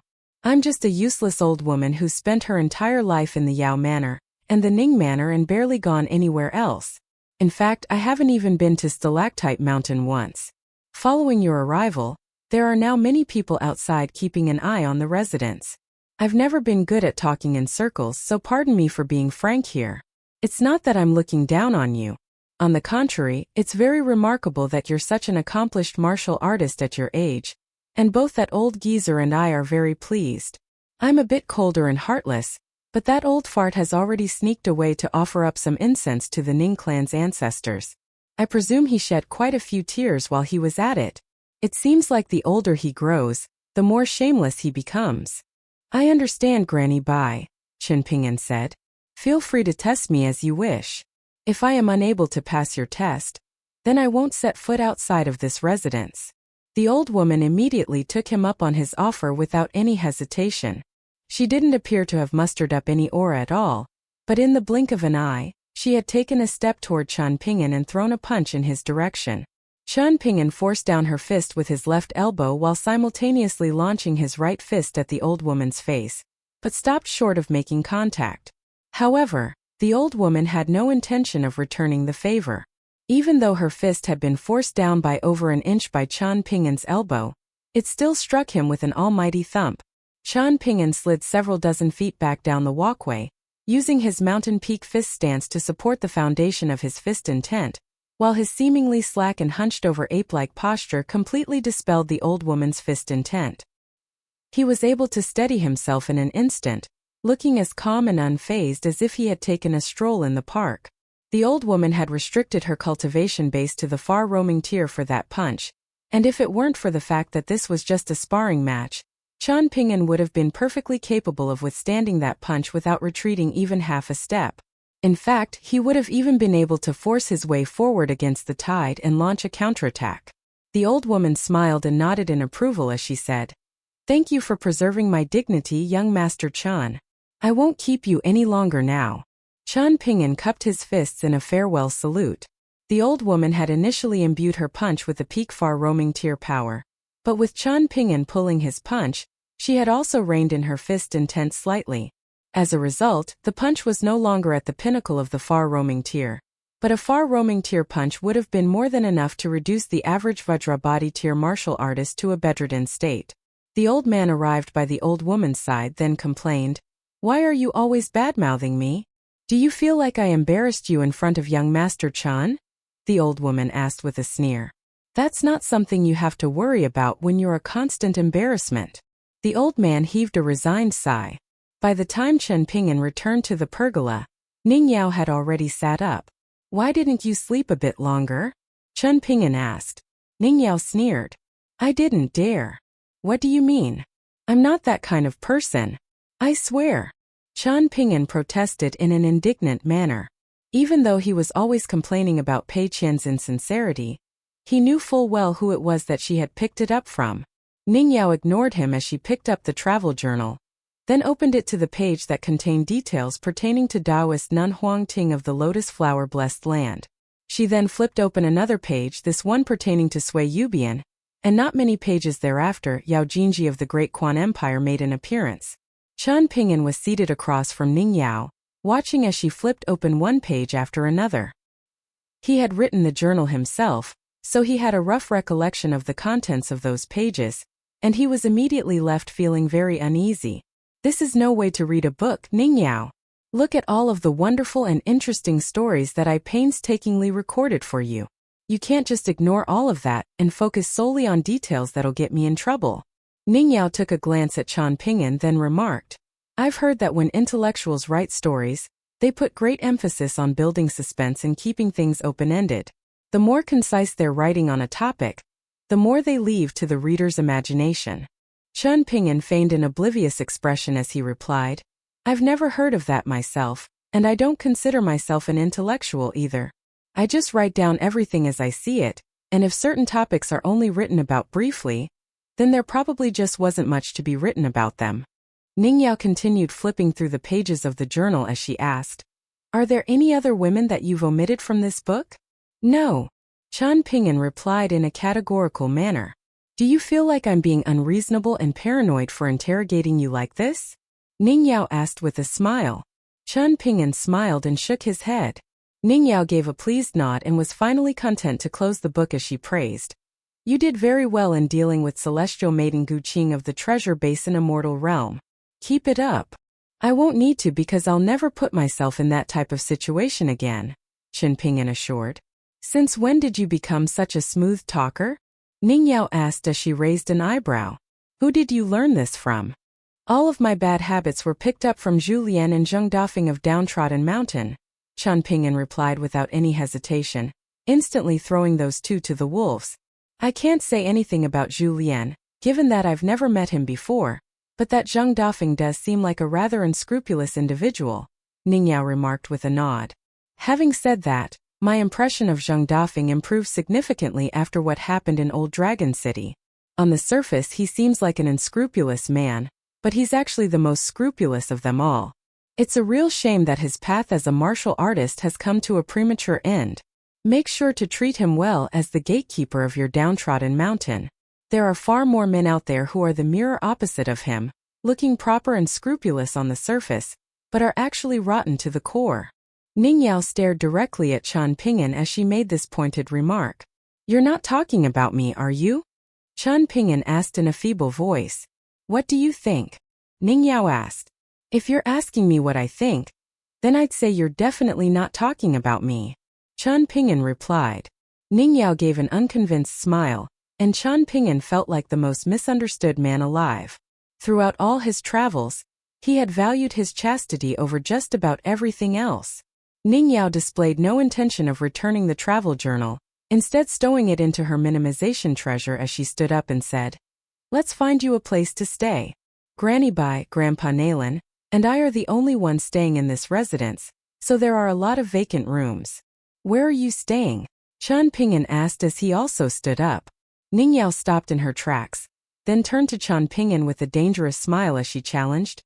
Care to repeat yourself? I didn't quite hear you just now. I just want to pick a room that's close to yours, Chen Pingan said in a resigned manner. Ningyao was a little embarrassed as she glared at him and warned, You better not get any funny ideas. Granny Bai was my mother's personal maidservant. If you dare to try and get handsy with me, you'll have a mountain summit tier martial artist beating you to a pulp. However, Ningyao then recalled what she had just read in Chen Pingan's travel journal, and it occurred to her that Granny Bai's fists may not have been enough to scare him off. Thus, she changed tack as she threatened. Grandpa Nalen was once one of the sword immortals on the Sword Chi Great Wall, most adept at assassination. He sustained some severe injuries in the past, suffering significant damage to his nascent soul, but his combat prowess is still equivalent to that of an unpolished jade-tier swordsman. If he's lurking in the shadows, he can even count as an immortal-tier swordsman. Chen Pingan was very much reassured upon hearing this, and he asked, Did Grandpa Nalen suffer those injuries to protect you as well? If this were someone else, Chen Pingan definitely wouldn't have been so direct with his question, but he was familiar with how Ningyao liked to conduct herself, and he knew that she wasn't one to skirt around these topics. Ningyao's expression remained unchanged as she nodded and replied, Both Grandpa Nalen and Granny Bai became like this while protecting me. Granny Bai intercepted an assassin in the city, while Grandpa Nalen stopped a great demon that was lurking in the shadows on the battlefield south of the city. If it wasn't for Grandpa Nalen, I would have surely died along with Daizhong and the others. There's no need to feel guilty about it. In fact, don't even allow yourself to think too much about it. The only constructive thing that we can do is grow stronger and kill more enemies. Granny Bai and Grandpa Nalen already consider themselves very fortunate. Can you imagine how they would feel if they failed to protect me? You have to look at the silver lining on these things. Having said that, it doesn't really matter how you think about these things or whether you think about them at all. On the Sword Chi Great Wall, no matter how powerful you are, you're completely useless if you don't strive to improve, don't kill demons, and are afraid of death. On the Sword Chi Great Wall, everyone's lives can have objective values attached to them. Those values come from their cultivation base at the time of their death, and how many demons they personally slew throughout their lives. Every single young prodigy on the Sword Chi Great Wall is a piece of bait openly tossed out to lure in the enemy, Chen Pingan remarked. That's right. Ningyao agreed with a nod. People like me, Daizhong, Yanzhua, Chan Sanqiu, and Dong Huafu are just a few among a bunch of young prodigies around our age. All of us are aware that we're being used as bait, but that doesn't stop us from giving it our all on the battlefield. Each of us keeps an account book, and among those with similar cultivation bases, the order of hierarchy is determined by who has more money. On the Sword Chi Great Wall, the only form of currency that truly matters is the heads of demons. Fatty Yan's clan is the wealthiest on the Sword Chi Great Wall in the conventional sense, possessing the most immortal coins, but back when he was a child, he was bullied more than anyone else because everyone looked down on him. One time he was wearing a brand new Dao robe, and he wanted to show it off to everyone, only to be ganged up on by a group of boys around his age and shoved into an alley. When he returned home, he was bawling his eyes out, and his entire body reeked of piss. Things became a little better for him after he became a part of our circle, and he also earned a lot of respect for himself. He made a fool out of himself the first time he stepped onto the battlefield, but after that he was the one looking down on everyone else. This is a great place where you won't be lonely, whether it be in life or death. Chen Pingan mused as he scanned his gaze across his surroundings. Have you chosen a room yet or not? Ning Yao asked in an impatient manner. Not yet, Chen Pingan replied with a smile. I plan to stay here for quite some time, so I need to be careful with my choice. Show me some other rooms. You're so annoying, Ning Yao complained, but she didn't pick up the pace, so it seemed like she wasn't in a hurry either. Chen Pingan was thinking about some important things that were directly related to both of them. Occasionally, he would also ask some questions about the recent state of the Sword Qi Great Wall. All of a sudden, Ning Yao stomped down onto his foot, snapping him back to his senses. He hurriedly told her the residence that he wanted to stay in, and she told him to go there on her own before departing. Chen Pingan had chosen a residence with no neighbors that wasn't far from where Ning Yao was staying. Bai Lianshuang appeared, seemingly out of nowhere, then handed him a large ring of keys and introduced him to which key corresponded to which building. Clearly, these were all places that he could access as he pleased. After handing over the keys, the old woman jibed. Unfortunately, I can't give you the keys to young Mistress Yao's residence. Chen Pingan's skin immediately began to crawl as he hurriedly replied, That's fine. After entering the peaceful residence, Chen Pingan chose a room to stay in. He removed Sword Immortal from his back, then set it down onto the table alongside golden sweet wine. He sat at the table, gently stroking the Dao robe. Sword Immortal had become a celestial sword under rather inexplicable circumstances, but the path to a celestial tool for golden sweet wine was much more clear-cut, and Chen Pingan knew exactly how to get there. It was very straightforward because it was simply a matter of feeding gold essence copper coins to the Dao robe. Golden sweet wine was once the dragon robe worn by that malicious flood dragon in the Flood Dragon Trench. Before that, it had been in the possession of a former heavenly master of Mount Longhu, who had perished during a failed stint of seclusion on an immortal mountain out at sea. By the time it fell into Chen Pingan's possession, it was only an immortal treasure. Over the years he had fed it many gold essence copper coins, elevating it back to pseudo-celestial treasure status, where it had remained stagnant for many years. Since then, Chen Pingan had used that final remaining colored glazed golden body fragment to make a secret deal with Wei Bo, who had only recently secured 100 gold essence copper coins from the imperial court of the Great Li Empire. Chen Pingan had elevated golden sweet wine back into a celestial treasure at the cost of the colored glazed golden body fragment. Such precious fragments could only come from the demise of Ascension tier cultivators, and they were much more alluring to Wei Bo than gold essence copper coins. Thus, Wei Bo had taken a gamble, betting that his wealth of 100 gold essence copper coins would be enough to elevate golden sweet wine into a celestial treasure. Chen Pingan didn't ask Wei Bo how many gold essence copper coins it had ultimately cost him, and Wei Bo didn't volunteer this information, either. As the first ever mountain god to have reached the upper 5 tiers in the history of the Eastern Treasured Vile Continent, it was only to be expected that Wei Bo would receive such a lavish congratulatory gift from the Emperor of the Great Li Empire. There were rumors swirling around that central mountain god Jin Qing had also received 50 gold essence copper coins when he traveled to the capital for an audience with the Emperor. In that case, the other gods of the new Great Li Empire's new 5 mountains had most likely also received at least 50 gold essence copper coins each. It was difficult to predict whether Wei Bo would receive any more than this.